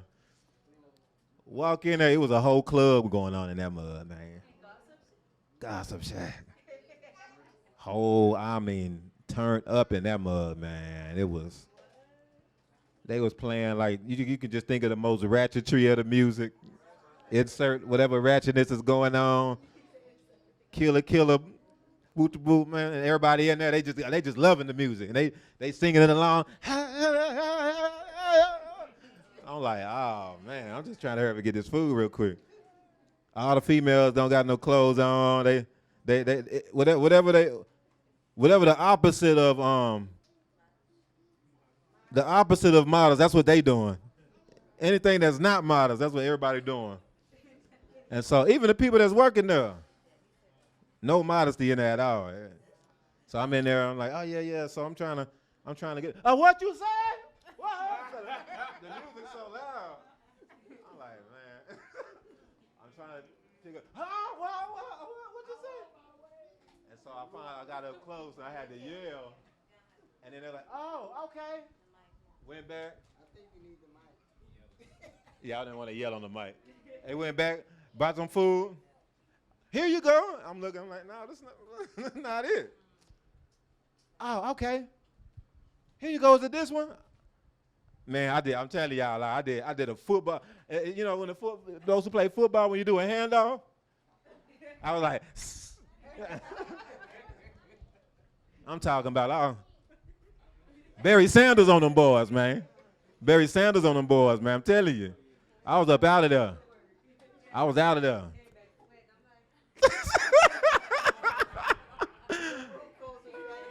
I was out of there. I had my fringes on though. You know what I'm talking about? But you had to be like, yo, you had to do like this. You ain't, you know what I'm saying? Like, And so I got back. We got back. I was through. We were like, all praise to the Most High. We through, yeah. I don't know, man. This ain't everything, man. They were like, you didn't check? I like, man, I was trying to get out of there so fast. Nah, I ain't checked nothing. They still shorted us, man. So anyway, that's the point of bringing that up. That's what you can imagine was going on at the in the camp. I mean, that's what you can imagine was going on. What verse we on? Verse 7. All right, we're gonna skim through the rest. Skim through some of this. And Yahuwah said to Moshe, "Go get down, for your people whom you brought out of the land of Mizraim have corrupted themselves. They have turned aside quickly out of the way which I commanded them." So that's why you cannot turn aside from the commandments. "They have made themselves a molded calf and worshipped it and sacrificed to it and said, 'This is your Eluah, O Yisrael, that brought you out of the land of Mizraim.' And Yahuwah said to Moshe, 'I have seen this people, and indeed it is a..." Yahuwah said to Moshe, Yahuwah tried to tell Moshe, "I've seen this people." When he says I've seen, meaning I've seen, like I know these people. I know their hearts. And they are a stiff-necked people. Stiff-necked people. So the stiff-neck, the term being stiff-necked comes from, it's kind of like the language of an ox or a donkey. Or a bull, man. A bull stiff-neck, man. But the word for stiff is kaseh. That's a kuf, sheen, hey, and it basically means it's a constant pressing against the ruach. It's a constant pressing against the ruach. You stiff. You pressing against the ruach, and the word is stiff-neck. So the word neck is a compound word. In English, they make it one word. Well, it's still a compound word, though. But it's two separate words in Hebrew, actually. The word stiff neck is two separate words. It's kaseh or rep. That's the neck, means the neck. But kaseh, it means it's a constant pressing against the ruach. And then orep, you couple that with orek. It's a way to control the eyes, the head, right, the rosh, and the mouth. That's the neck. It's the way to control the head, the eyes, and the neck. I'm sorry, the mouth. The eyes, the head, and the mouth.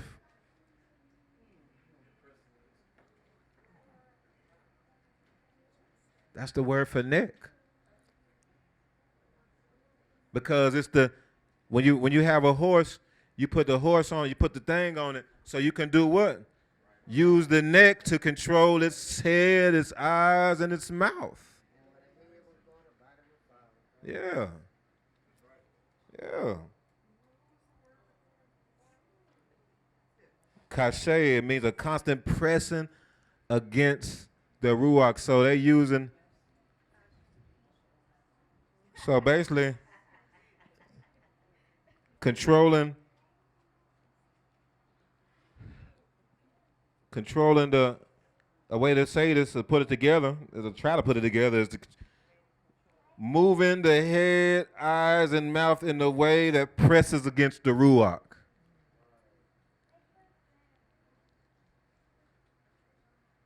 Stiff-necked people.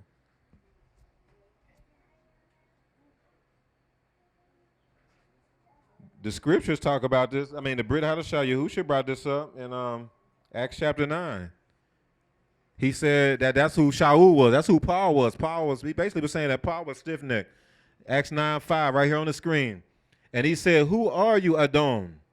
Then, oh man, I was supposed to put Adon there too. I was trying to. Then Adon, the master said, I am Yahusha, whom you are persecuting. It is hard for you to kick against the goads. He was saying he was stiff-necked. So the goads are the pricks, it'll say, I think in King James. It's hard for you to kick against the pricks. Y'all know what that means? So an ox, they'll put a prick there when they're training the ox to show the direction to go. And when it goes the direction that it's not supposed to go, it's actually a thing. It's a prick.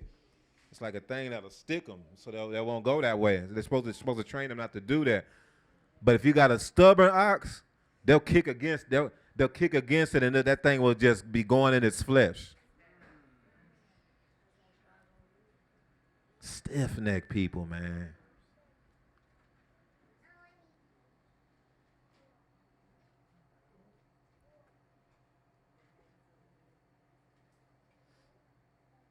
He said, I've seen this people, and indeed it's a stiff-necked people, man.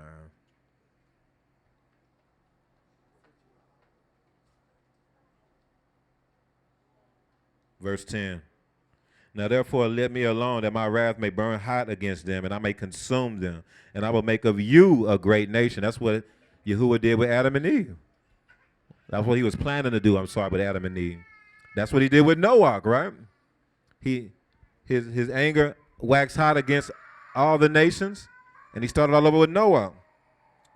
Then Moshe pleaded with Yahuwah his Elohim and said, Yahuwah, why does your wrath burn hot against your people whom you have brought out of the land of Mitzrayim with great power and with a mighty hand? Why should the Mitzrites speak and say he brought them out to harm them, to kill them in the mountains, and to consume them from the face of the earth?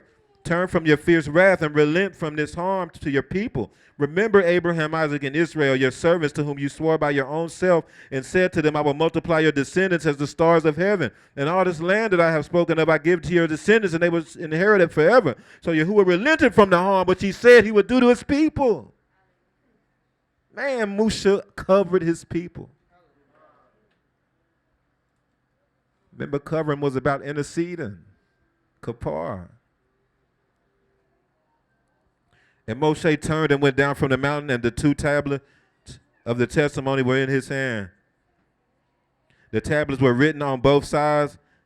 On the one side and on the other were written out the tablets with the work of Elohim, and the writing was the writing of Elohim engraved on the tablets. And when Yahusha, son of Nun, heard the noise of the people as they shouted, he said to Moshe, there's a noise of war in the camp. But he said, it's not the noise of the shout of victory, nor the noise of the cry of defeat, but the sound of singing I hear.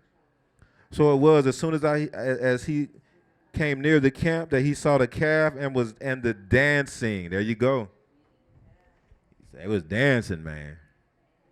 So Moshe's anger became hot, and he cast the tablets out of his hands and broke them at the foot of the mountain. He took the calf which he made, burned it in a fire, and ground it to powder, and scattered it on the water, and made the children of Israel to drink it. And Moshe said to Aaron, what did this people do to you that you have brought so great a sin upon them? And so Aaron said, do not let the anger of my master become hot. You know the people that they are set on evil. For they said to me, make us aluas that shall go before us. As for this Moshe, the man who brought us up out of the land of Mitzrayim, we do not know what has become of him. And I said to them, whoever has any gold, let them break it off. So they gave it to me, and I cast it into the fire, and this calf came out. Boy. He had all kind of excuses, boy. He had some excuses for days on this one. Now when Moshe saw that the people were unrestrained, for Aharon had not restrained them to their shame among their enemies. Now that unrestrained, that's naked. Unrestrained, that's actually naked.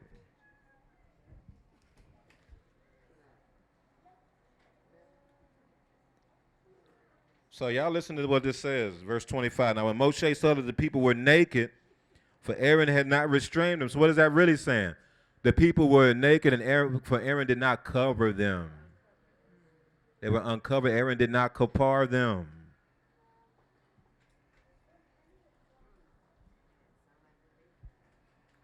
Then Moshe stood in the entrance of the camp, and whoever is on Yahuwah's side, come to me. So this is big. Then Moshe stood in the entrance of the camp, and said, whoever is on Yahuwah's side, come to me. And all the sons of Levi gathered themselves together to Moshe. That's Moshe people. You know, Moshe a descendant of Levi. Nobody else came? Man. Because they was turned up. Y'all got to understand, they was partying. Moshe took a long time to come, man. They was through. And so Moshe made a declaration, you on Yahuwah's side, come to me. It was the children of Levi who came. It was showing that the children of Levi, they were the ones that were loyal to Moshe in this instance. Loyal to Yahuwah. It goes hand in hand. And he said to them, thus says Yahuwah Elu of Israel. Look what it says. Let every man put his sword on his side and go in and out from gate to gate throughout the camp. And let every man kill his ox, every man his companion, and every man his neighbor. Companion, that's actually nearer, that's karo, but that don't mean companion. That means like your relatives. That's what that means. I don't mean your companion. That means your relatives. Karob, that comes from Kareb. That's somebody who's near to you. That's somebody who's really who has the same blood as you.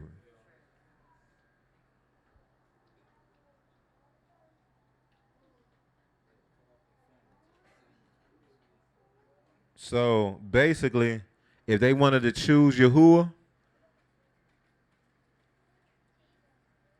in order to not get taken out by the destroyer, they had to do a cutting.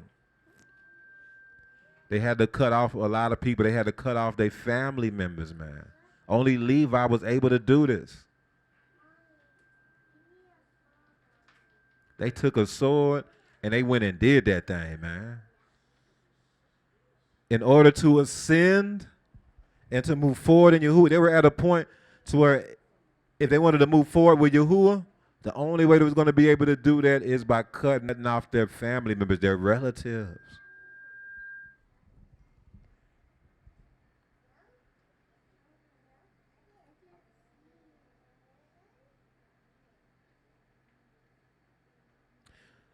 Can somebody tell me what the Hebrew word is for a whole burnt offering?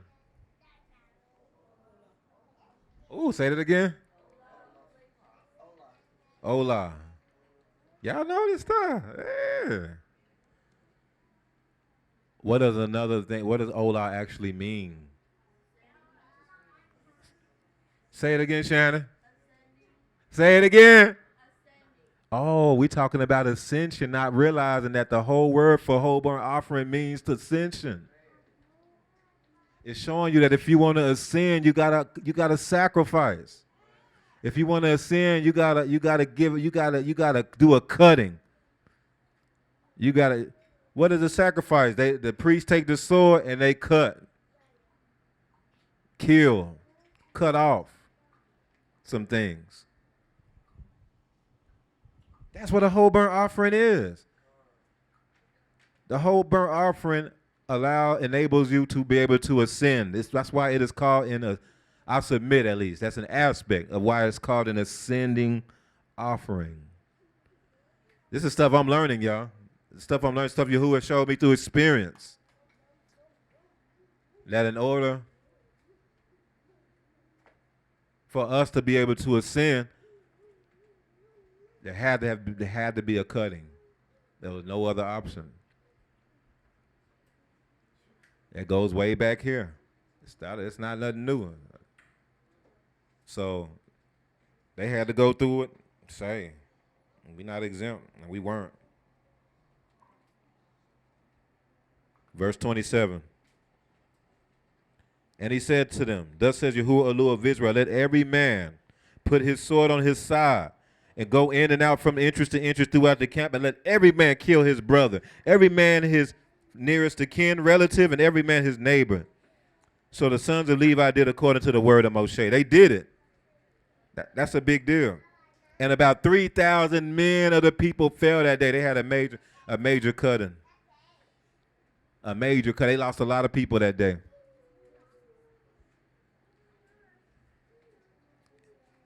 It'd be hard for us to lose one person. Boy, they lost 3,000 in one day. Boom. Why? Why did they lose 3,000 people? Unbelief. They didn't believe in the person Yahuwah set over them. They didn't believe in him. He said he was going up to deal with Yahuwah, Alua, and had Aaron to lead over him. They must have didn't believe that, because when he was gone for a while, they was ready to go on and do what they wanted to do and party. And they felt like because Moshe wasn't there no more, oh, now they can go against the laws and the commandments that they just made a covenant and said they were going to do. Y'all realize that? Because even if you thought Moshe wasn't coming back, how you go against the commandments? This is the stuff we be dealing with in the assembly. Even if Moshe wasn't coming back, how you going to go against the commandments? We seen this in the assembly, y'all. Unbelief. Well, I know this was the thing that we were supposed to do, but I just didn't do it because I wasn't finna be here anyway.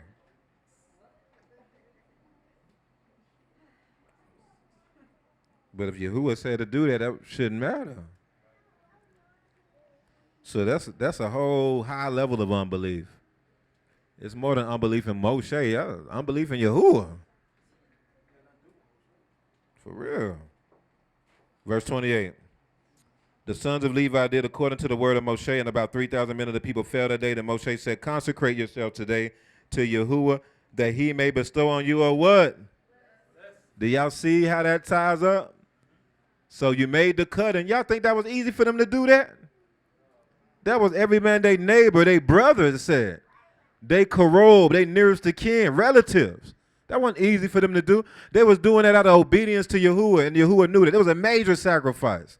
That was like a Pesach lamb.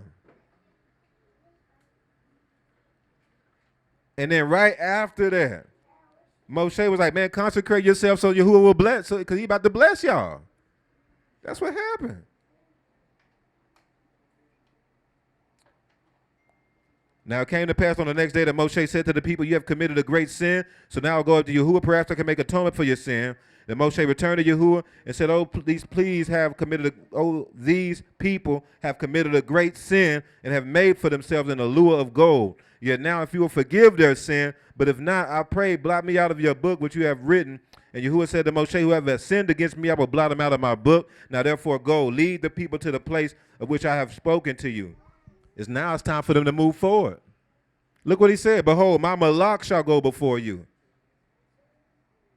Nevertheless, in the day when I visit for punishment, that's pakad. Now y'all see how that came out in Exodus 30, that commandment came out, and now you're seeing this. Nevertheless, in the day when I visit for punishment, I will visit punishment upon them for their sin. So what did Yahuwah do? Next verse.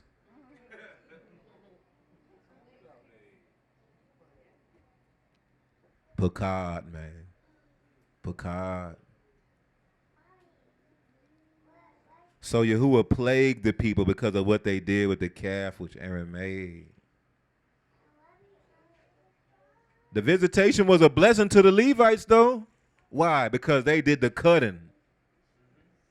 They did the same thing Moshe did when he was supposed to, when the Malak rode up on Moshe and had the sword, was about to kill Moshe. And what he had to do, he had to hurry up and do a cutting. He had to hurry up and circumcise his son. And so his wife hurried up and did it. And then the Malak, which was Yahuwah, was a Malak of Yahuwah, backed off and didn't kill him. But but that actually is what catapulted him into his purpose. He ascended after that. It was right after that is when he went before the pharaohs and actually started doing his job.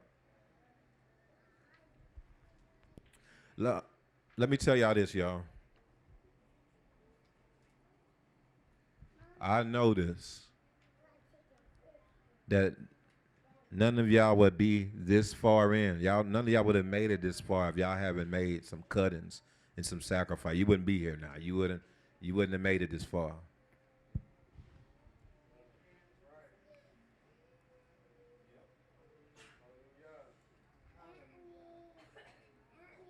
There's a reason why we're moving. That's why Yahuwah he's pleased with the assembly. Like he's ascending us. We're in a season of ascension right now. It's because y'all done what y'all was supposed to do. But it's a journey. But so far y'all done what y'all was supposed to do. So far, for the most part. And so the Most High is causing us to ascend. He's causing blessings to be on the Mishpachah. The Levites was a small group, but they were blessed while Yahuwah was plaguing everybody else. 3,000 got killed, but the rest wasn't, they wasn't like exempt or something. Yeah, if you wasn't killed, but you was a part of that stuff, man, you plague, boom. That's how it goes. When you do what you're supposed to do in obedience to Yahuwah, yeah, there'll be judgment all around you while he is blessing you.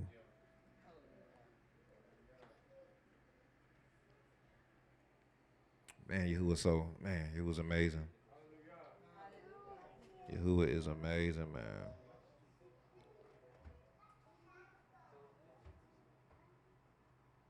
And so that's the main things. I'll just say this real quick in Exodus 33.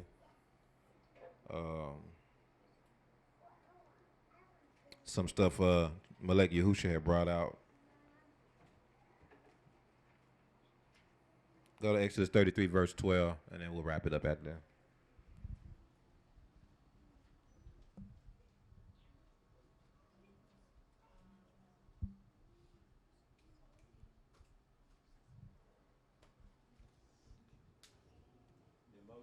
Then Moshe said to Yahuwah, "See, you say to me, bring up this people, but you have not let me know whom you will send with me.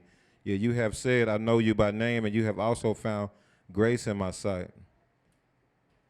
Now therefore I pray, if I have found grace in your sight, show me now your way, that I may know you, and that I may find grace in your sight, and consider that this nation is your people." And he said, my presence will go with you, and I will give you Noach. That's it. Then he said to him, if your presence does not go with us, do not bring us up from here. For how then will it be known that your people and I have found grace in your sight, except you go with us? So we shall be separate, your people and I, from all the people who are upon the face of the earth. So Yahuwah said to Moshe, I will also do this thing that you have spoken, for you have found grace in my sight, and I know you by name. And he said, please show me your kabod. Then he said, I will make all my tubi pass before you, and I will proclaim the name of Yahuwah before you. I will be gracious to whom I will be gracious. I will have compassion on whom I will have compassion. But he said, you cannot see my face, for no man shall see me and live. And Yahuwah said, here is a place by me, and you shall stand on the rock. So it shall be while my kabod passes by, that I will put you in the cleft of the rock, and I will kafar you with my, that's kop, kuf pay.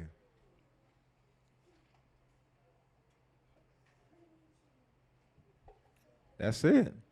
Kuf pay. I will kafar you with my kop.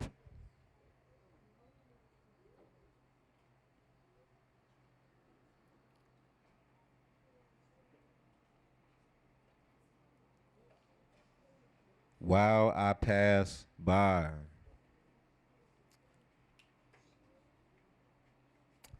So it's about being covered and protected when the Most High's presence comes before you. It's about the atonement, that's silver. Then I will take away my hand, and you shall see my what? So in the King James it says my back parts, but my face shall not be seen.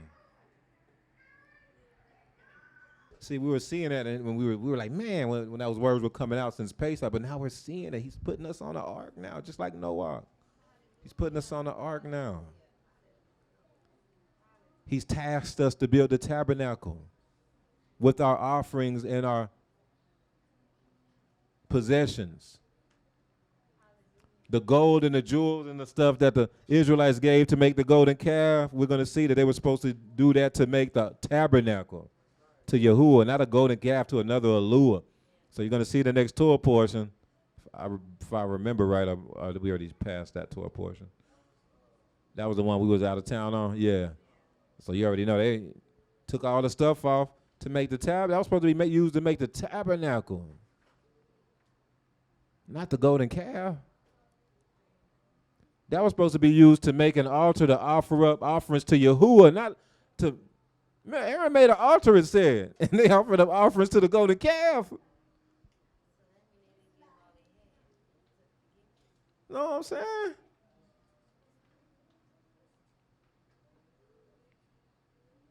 So, I don't think they didn't really have to give all they had, but it's about giving with a willing heart, and your stuff is supposed to be used for the glory of Alua, not for another, Yahuwah, not for another Alua.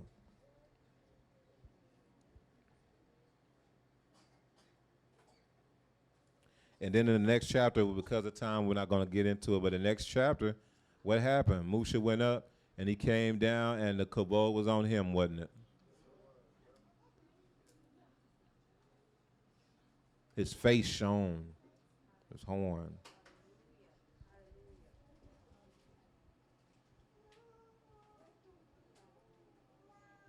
What is that showing? That horn is a symbolism of dominion, governing. That's kingship. That's part of the kabod that the Most High put on us to have dominion. Hallelujah. I praise Yahushua.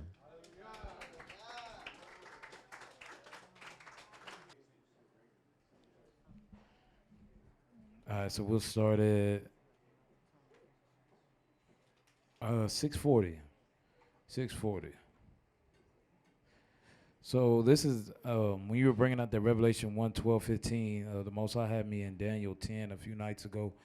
It's the same thing. I didn't realize that. But he says, I lifted my eyes and looked, and behold, a certain man clothed in linen, whose waist was girded with a gold uphaz. His body was like beryl. His face was like the appearance of lightning. His eyes like torches of fire. His arms like and feet like burnished bronze in color.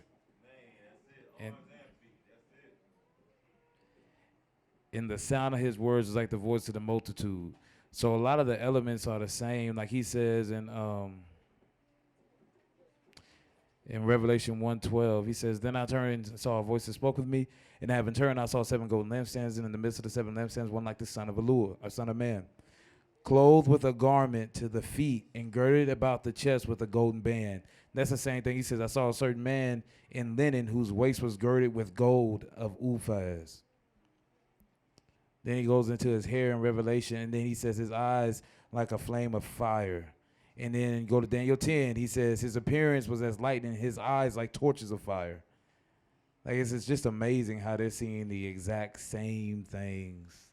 It's just amazing how people have always had this experience with Yahusha. And both of them were in captivity when they did. Daoud ben Yisrael from Nethanel. In reading the Torah portion of this boker, I noticed that the laver was placed between the altar of burnt offering and the tabernacle. What the Most High was showing me was we have to offer up ourselves as a whole burnt offering in prayer, laying down our burdens and sins before we wash our hands on Shabbat. In doing so, we can then enter the tabernacle, the Shamayim. Right. Hallelujah. Benyahu. All right, what you doing? What's over here? Benyahu.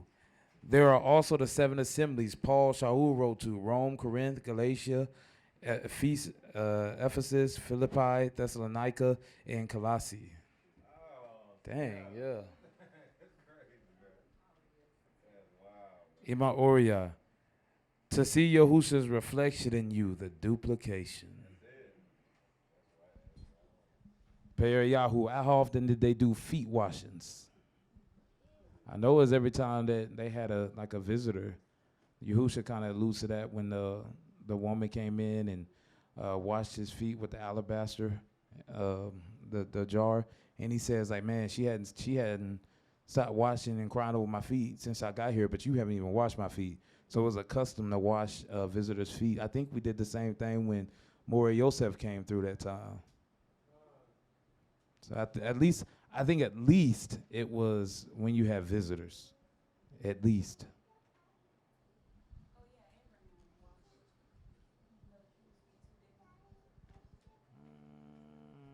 Abraham washed the Melechim's feet. I don't remember that. I think he fed them. Mm-hmm. Hmm. Sounds like a search.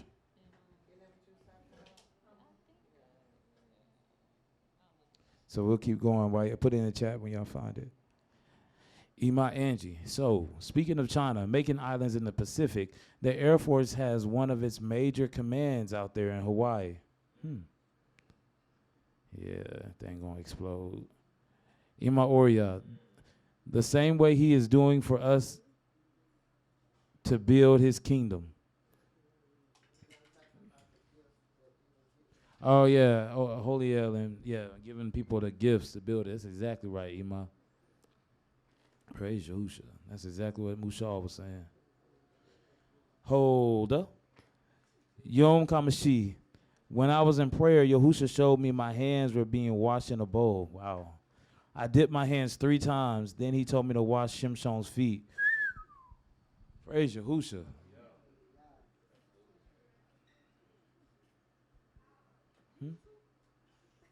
Yeah. Ima Oria. That's like my dreamless Boker. There was gold in a hole in the ground where Amma put down a pallet for the children to sleep, and it was war going on. Wow. The father gave his daughter to the man. Okay, before we go on. Yeah.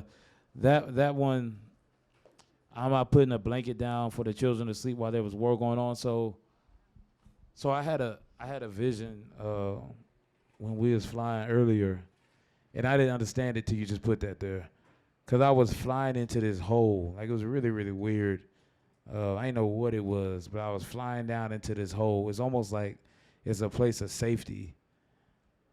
Because you said there was war going on around, and there was a hole in the ground where I'm going to put a pallet down for the children to sleep and to rest. So I think that's probably talking about the assembly. Mm-hmm.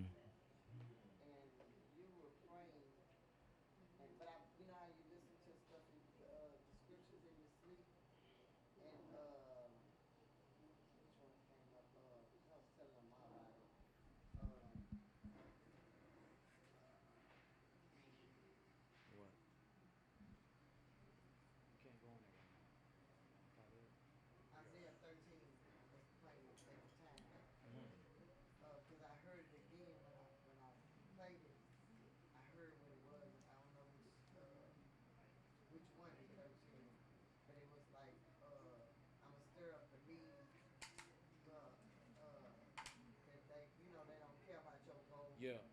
Yeah, they will not take gold or silver. Yeah. That's what I heard in my dream. Oh. They had some other people that was with us, and they were scared. Some men, they were scared.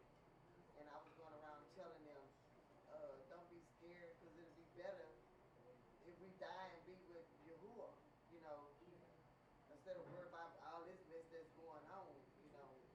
So, in other words, I was comforting the people that were scared. And it was like us, it didn't phase us, not nothing, you know. It didn't phase us at all what was going on. Then we was like in a warehouse, they had a plane left out the warehouse. But that's all I heard so far. Yeah, Isaiah 13 is about the fall of Babylon, if I'm thinking about the right one. He talks about the Medes going forth with arrows, and he going to stir up the Medes. Yeah, the Medes, they wound up joining with Persia and wound up like overthrowing Babylon, like in the account of history about it. Because you had Babylon come, Nebuchadnezzar and stuff, and then you had Cyrus, and then you had Darius. And the Persian Mede kingdom became one kingdom, and they overthrew Babylon. And I think Isaiah 13 may even call like the daughter of Babylon out, which would be this place. So that was happening. It's a lot there. Wow, there's a lot there. So Yemaoria also said, the father give his daughter to the man, like Isaac and Rebekah.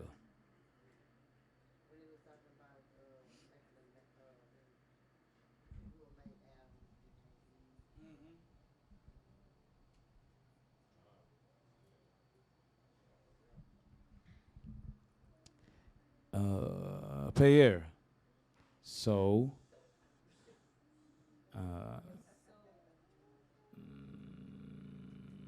oh, you want to know were they triplets? I don't know. I don't know. I don't know. I think didn't Mushaw answer that? Nobody answered that. Yeah. I don't think they was triplets though. I don't think they were. Because really in the scriptures, people had twins, but I think, man, when you really start seeing people have sextuplets and all that type of stuff, there's like, I don't think that's natural. But no, I think they definitely were older and younger ones there. So that's true. Yeah, that's true. But it was doubles though. It wasn't like triplets. I don't even remember reading that in none of like the additional with like the pseudeographa or apocrypha. I don't remember seeing. No, I don't remember seeing nothing about no triplets and nothing.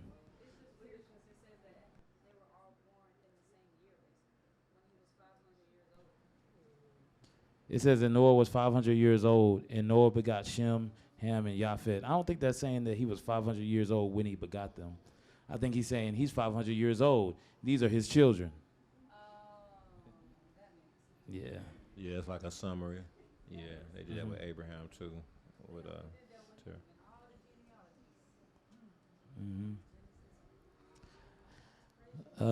She said this is Peyer still. This whole time I thought the flood was here, but I'm starting to think that the flood hasn't come yet. Yeah, Most High said he wasn't gonna flood the earth again though. You mean like the destruction? Oh no, it's here. It's here. It's here. He's destroying everything. He's destroying everything.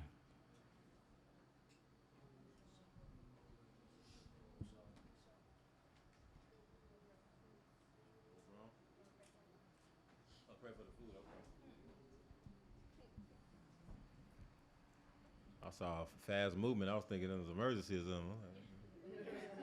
something. Praise Yahushua, man, most definitely. Told her about Abba Yahusha. Told her about Father, for you are wonderful and worthy to be praised. Yahuwah, I love you and honor you, O Most High. I honor your holy name, O Most High, for we are the people who are called by your name, and you have put your name on us. Told her about for a wonderful Shabbat today. This was a unique Shabbat.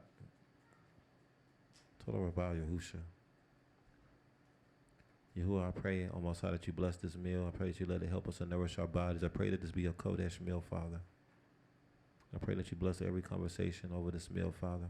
I pray that you bless our relationships to get stronger, with us to be more in a cod over this meal. I pray that you Baruch us, Yahusha, O Most High, to have a wonderful rest of the night tonight with each other.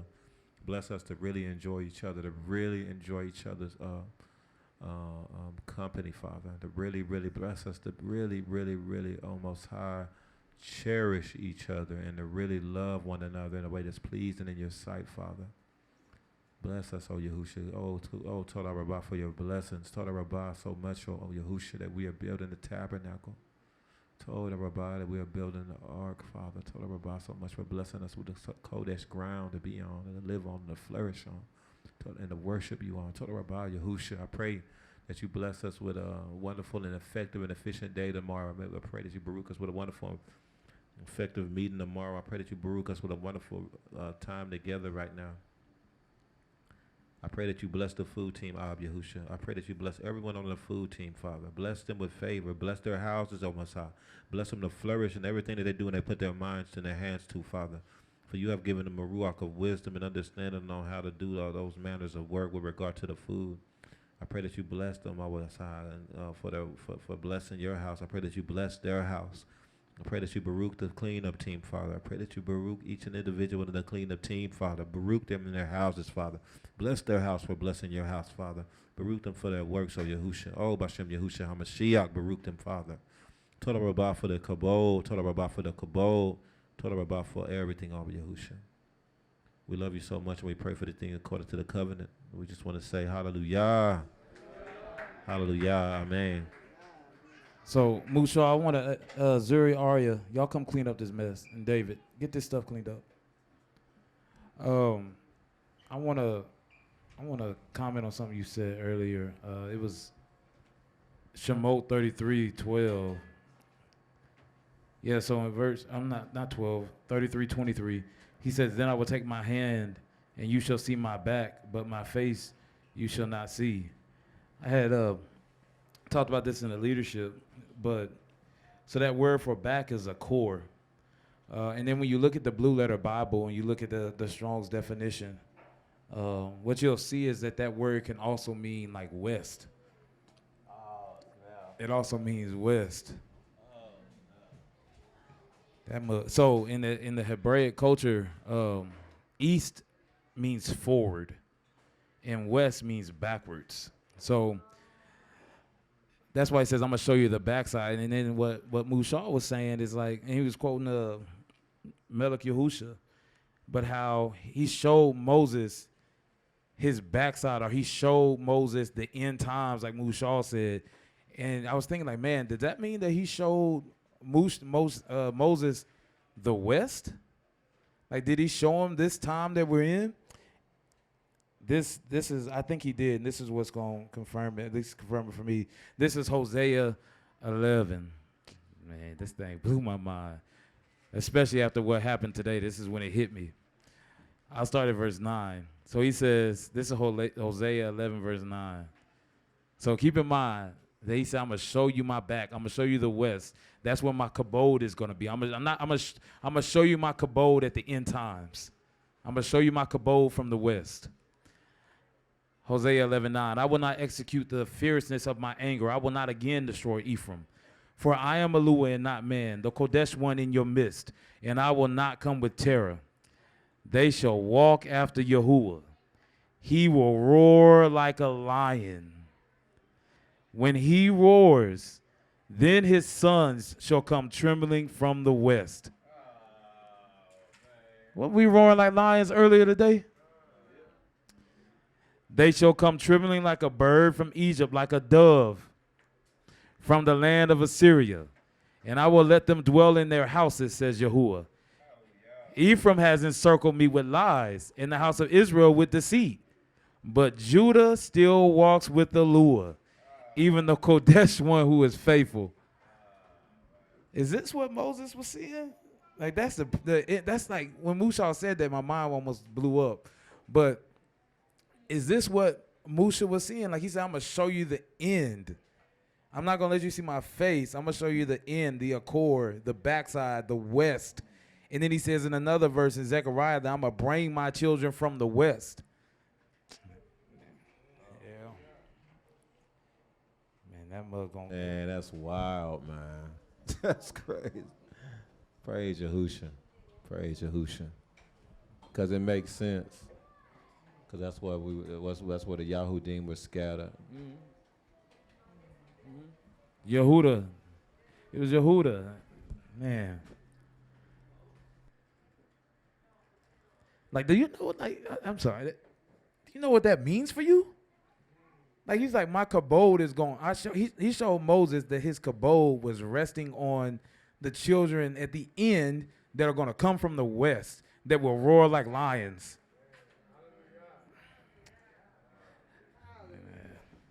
Oh, yeah, I meant to tell y'all this thing. Let me tell y'all this, man. Let me tell y'all this. Man, this is wild, man. Ooh, praise Yahusha. So,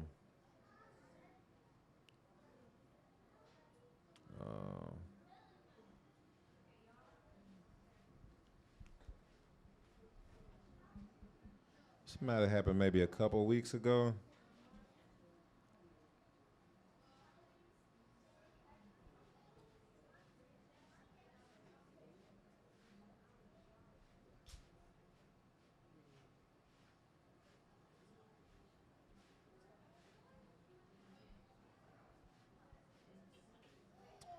Yeah, I meant to tell y'all this. So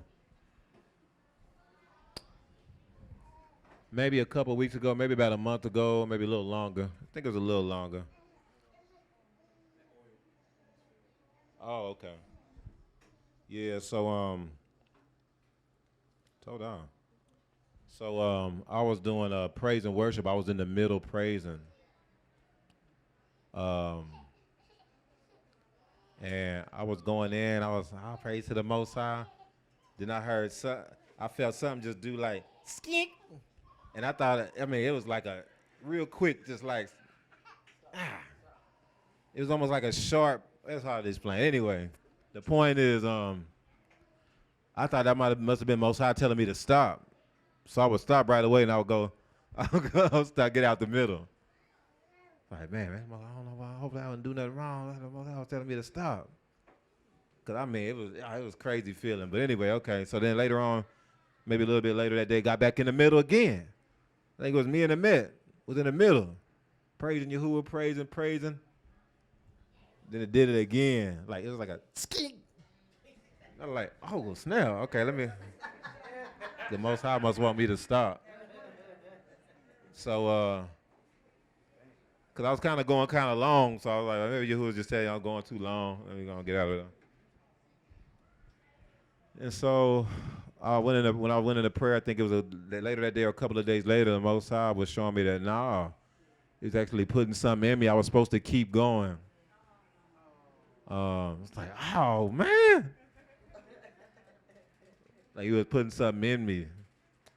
I was supposed to be able, it was like painful, so, but I was supposed to kind of try to fight through that, keep going.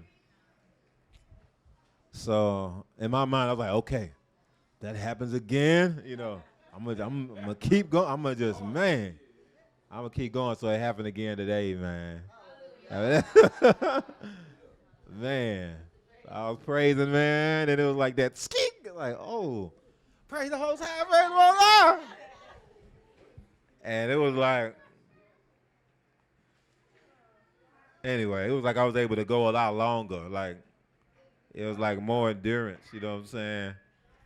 But I meant to share that earlier regarding the stiff neck. Because the Most High was hitting me in my neck with it. I think it was a malak or something. And Have been when Noah got off the ark. It was most likely around Shavuot, beginning of the year after Pesach. Man, why was I asking that? Okay. I don't remember. I have to go back and look.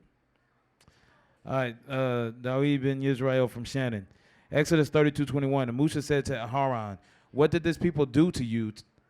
What did this people do to you? Have bought so? Hold on. What did this people do to you? Do to you?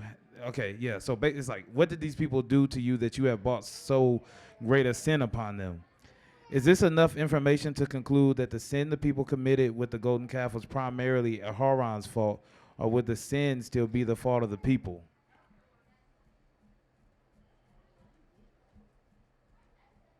I actually think that most likely it was not Haran's fault. Well, not saying that it wasn't his fault. He was bad for rolling with him. But Haran, he was basically being a people pleaser type of, it was like a peer pressure thing. Like, Haran wasn't trying to get jumped. Like, he wasn't trying to get killed. That's why I think Haran didn't get killed with those 3,000. Because if he really was just the ringleader of all that, man, he would have got killed with them 3,000, man. he would have most likely got killed with them 3,000. So I actually think that he was still not innocent, but at the same time, he wasn't like, he was coerced on that. They probably would have tried to take him out if he would against that. Like, we talk, man, the Israelites, y'all got to know how our people is. Y'all got to just think about how our people is today. Like a stiff-necked people. They would have tried to stone him. He would try to go against them. Man, you know what? Forget this dude, man. Man, Cora probably would have rose up then. Man, you know what, man? Forget this dude, man. I'll rule. I'll lead. I can make the golden calf. But yeah.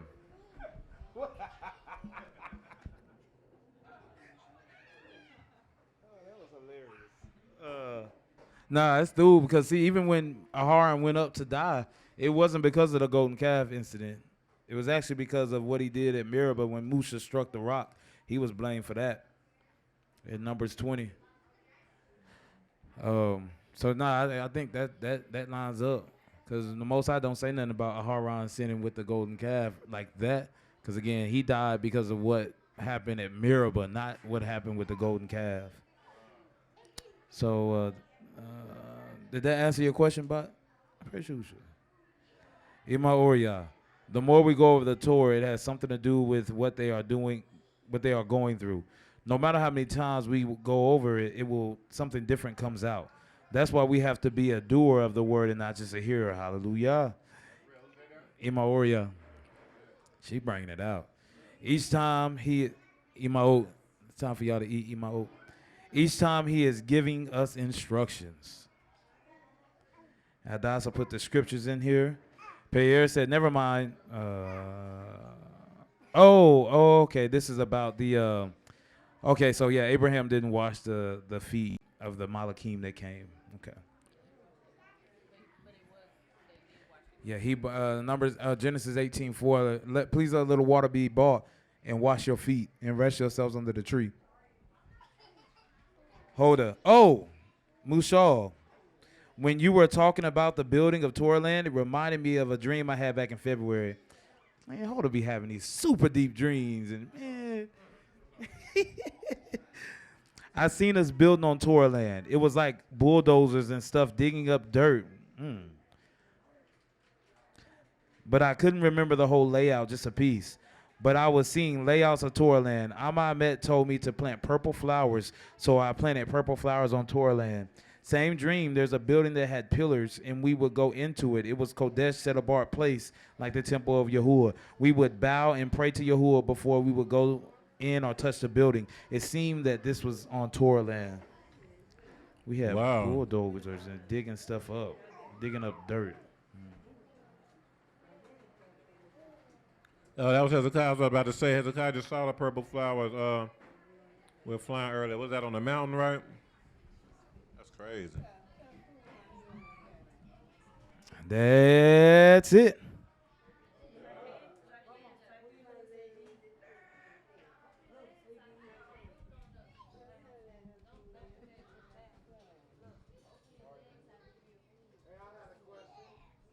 Go ahead.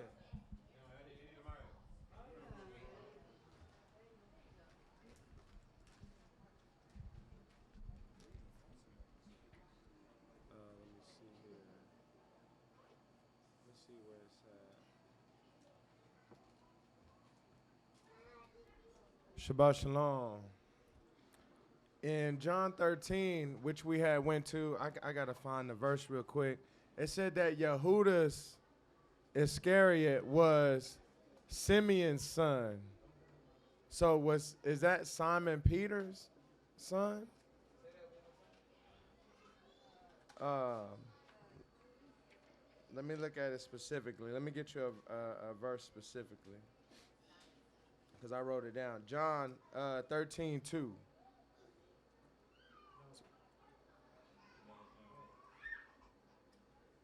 So it said, and supper being ended, the devil having already put it into the heart of Yehudas Iscariot, Simon's son, to betray him.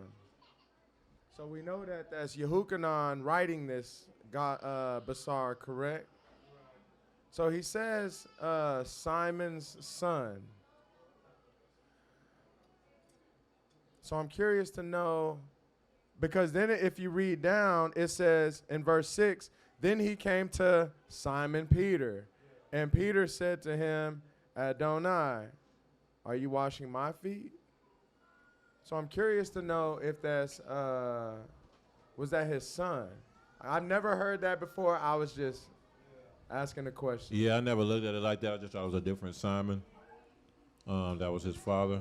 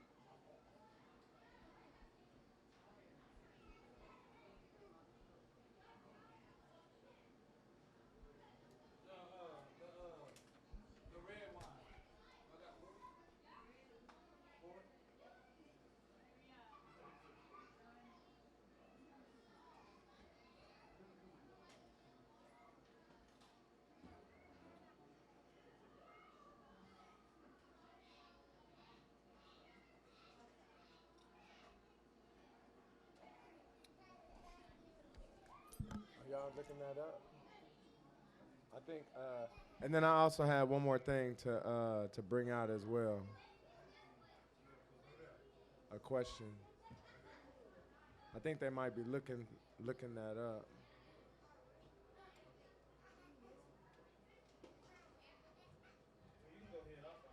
Okay, so what really prompted that question was the age of Yehudas Iscariot. Reason being is because a couple Torah portions ago, when I was doing my studying, it's a question that came to mind. So in Matthew 7, when it was talking about, and it got brought out today as well, about basically like the temple tax. Okay? So in Matthew 17, verse 24, it says, when they had come to Capernaum, those who received the temple tax came to Peter and says, does your teacher not pay the temple tax? He said, yes. And when he had come into the house, Yahush anticipated him, saying, what do you think, Simon? From whom do the kings of the earth take customs or taxes? From their sons or from the strangers? Okay? So Peter said to him, from the strangers. Yahush said to him, then the sons are free. Okay? Nevertheless, lest we offend him, go to the sea, cast in the hook, and take in the fish that comes up first. And when you have opened its mouth, you will find a piece of money. Take that and give it to them for me and you. Okay? So for me and you. So my question is, could it be possible, or in my Moreh voice, I submit to you that the followers of Yahushua were all under the age of 20.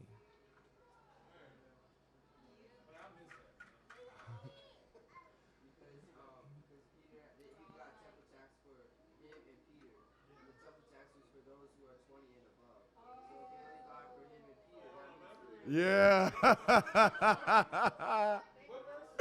So this is Matthew 17. Matthew 17, verse 24. Because it came up about, so the, I guess the precept is, let me see. So Matthew 17, 24. Okay. The precept of that is Exodus 30, verse 13. This they shall give, every one that pass among them that are numbered, half a shekel after the shekel of the sanctuary. A half a shekel shall be the offering of Yahuwah. That's what, that's like the precept for that. But in 17, it says that they came and asked basically, you know, let me go back. In 17:24, does your teacher not pay the temple tax? So we know Yahusha was either 30 or 33, 30 through 33 in this Basar during his ministry, right? So he's got to pay the temple tax, right? Okay. Peter, they came to Peter and said, does your teacher not, Yahusha asked Peter, from whom do the kings of the earth take custom and taxes? And it goes back to also what Mushal Shalit put on Facebook about, that specific verse in Romans on not paying on we thinking it's talking about paying like the United States government or Rome, so to speak, but it more being about paying tribute to Israel, right? So this is talking about the temple tax, and we know that only the Israelites, men, right, over the age of 20 pay the temple tax. But here it looks as though Yahusha is saying, hey, go cast your net, go take this fish out of the sea. You're going to find some money in his mouth. Go and pay the temple tax for me and for you. But we knew that he had more people that follow him. Judas Iscariot being one of them. So could it be possible that, did Netanyahu follow him? Right? Yehukanan, Yaakov. Could it be possible that they were all under the age of 20 during Yahusha's ministry? So that's very possible because we know that they lived a lot longer after Yahusha. And, Yahusha was only, he was crucified when he was in his early 30s, but so maybe that don't mean a whole lot either, but I know they lived a lot longer after Yahusha's crucifixion. Like Yachanan, man, he lived till he was an old man. He didn't die till after 70 AD, the sack of Jerusalem and all that. Like Revelation is, when he was exiled on Patmos, man, he was an old man. So anyway, I can see that as a possibility though.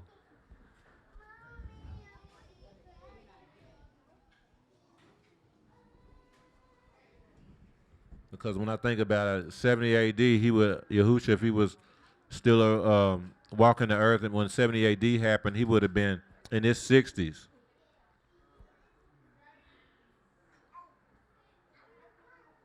And so knowing that Yachanan lived well after 70 AD, it does seem like it's maybe possible he was really young during that time to be able to still be living that late, much later. Yeah, I didn't think about that though. That's worth diving into.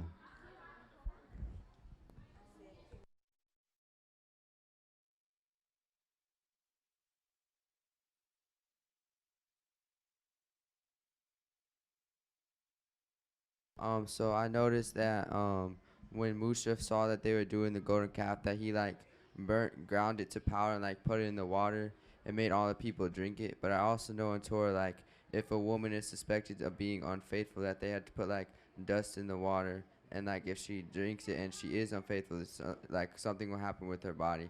So I'm wondering if that kind of can apply to the people, why only 3,000 people were killed instead of all the other people, the water with the gold made something happen in their body, so they knew who to kill and who not to kill, basically.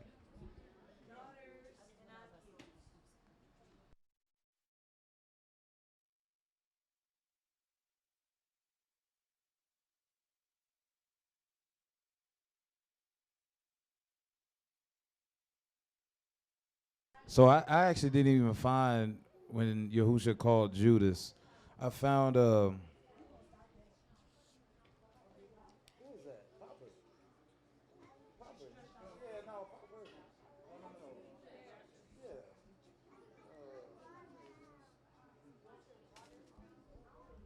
I'm sorry, I did find it. So it's Luke 6, my bad. I did find when he called him. Luke 6, 15, it says, Matthew and Thomas, James, the son of Alphaeus, and Simon called the Zealot, Judas, the son of James, and Judas Iscariot, who would betray him. So it don't even there. It doesn't really give Judas's lineage at all. Actually, I don't remember reading anything that gave his lineage. Because your question was he the son of Simon?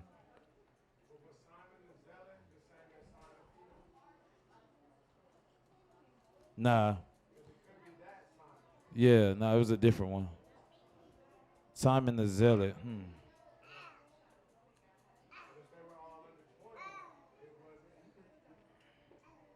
Well, they got married younger though, cause Simon Peter was married. He had we see Yahusha pop up on the scene with his mother-in-law, with Simon Peter's mother-in-law. Yeah, I don't know. It's like that's a great possibility. I didn't really find nothing about. I can't find nothing to think of the age. Like I know he calls them little children, and like it's not abnormal. Like if you're in the Hebraic culture, like when you read through some of the Dead Sea Scrolls, you can go into that community at like 13 years old. So it wouldn't have been abnormal for him to have sit down somewhere. It wouldn't have been armor bearer age actually. No, jungle age, 13. It wouldn't have been abnormal for them to be disciples at 13 years old. That wouldn't have been abnormal at all actually. I'm gonna look into that and see if I find something that's interesting. Yeah, that 13 was a key number, because that's even when Yahushua was caught midrashing with the Pharisees when Pesach. He got left behind by his people because he was out there building with them at 13, and they were astonished. So it's something about that 13 Hebraically, because you even see that in West Africa, that age, that 13 age. They, the other people, they do that too with the bar mitzvahs and stuff. But that's actually a African custom. I mean, an Israelite thing to that, because you saw that when Yahusha was 13, and they don't even deal with Yahusha. The other people, they don't even deal with the Yahusha. But yeah. So one more possibility on that scripture we read, it says that he paid temple taxes for you and me, and this is I'm just mid-ratcheting in my head. So it could be that he was only with Simon Peter when they had that conversation. It does start off by saying, and they arose and went, though. So it's like, well, who's they? I couldn't really find nothing we probably need to look at the other accounts of it and see if it's the same account. Because I know this is in another book. I shouldn't say that. I think it's in another book because I remember them fishing out to sea, or fishing, pulling the fish out, and then actually going into the mouth to get the coin. And it was a I believe it was something with a D, drachmas or something like that. Denari. I thought it was like drachmas in another one because it had the face of Caesar on it. What is it? Denarius? Okay. But just a possibility, it could be that, because it specifically calls out the weight of the temple shekel. So it could be that what they pulled out was enough for two. You know what I'm saying? Like if the denarius was actually heavier than what the weight of the temple shekel would have been, because we know that the denarius had the face of Caesar on it, according to the other account of it. It's just one thing. I'm just thinking through it out loud, honestly. So the more I'm thinking about it, I see it being logical with them being young, because Yahusha was raising up some people to actually follow on his works after he left. And they followed on for a long time. Man. Things didn't really get jacked up until after they all died. Once that generation died, another generation come up who didn't know Yahusha. You know what I'm saying? Like Judges. It was like the book of Judges, because Paul had prophesied it. He was like, man, when I go, Raven the wolf is going to be coming up, being brought up, not sparing the flock. So it was after the people who actually knew Yahusha, the people like the apostles, Yachanan, those who actually walked with Yahusha. After that generation died, that's when you saw like Catholicism blow up. That's when you saw like,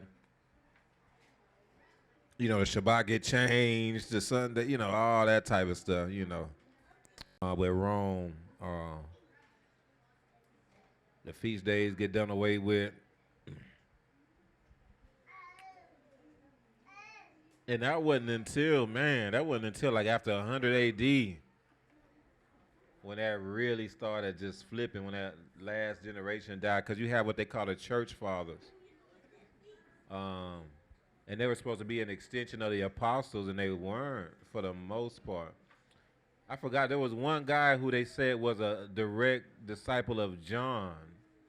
I forgot his name. He's a well-known church father, um, who's well-known in the Christian circles, scholastic circles, because he has a lot of writings. And they say, no, it's like, he has one of them Eusebius, he has one of them type of names.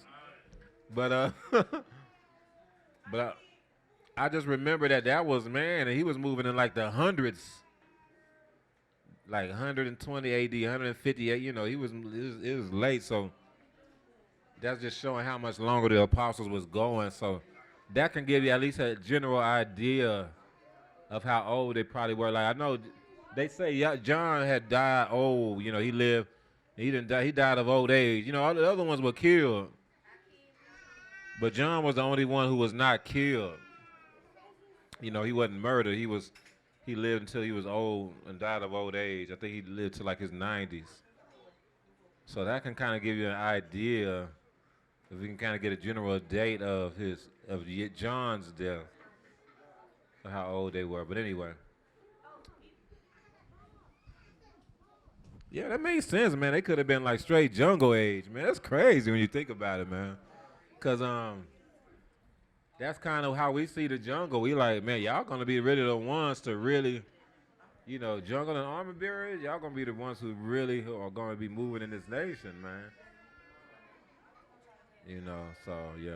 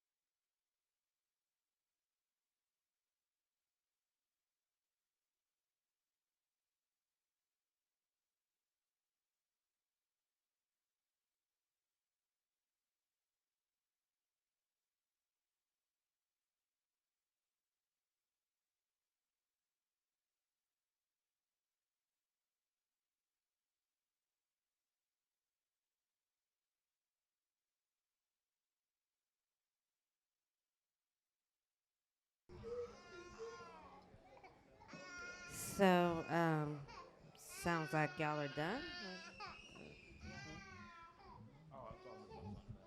Okay. Well, fun fact. Yeah, no, I don't celebrate birthdays. But grandma is 88 today.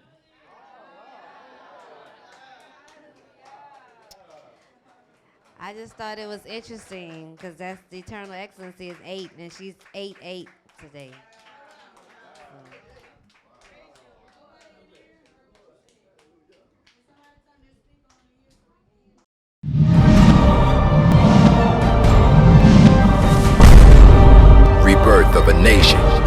Hebrew kingdom building.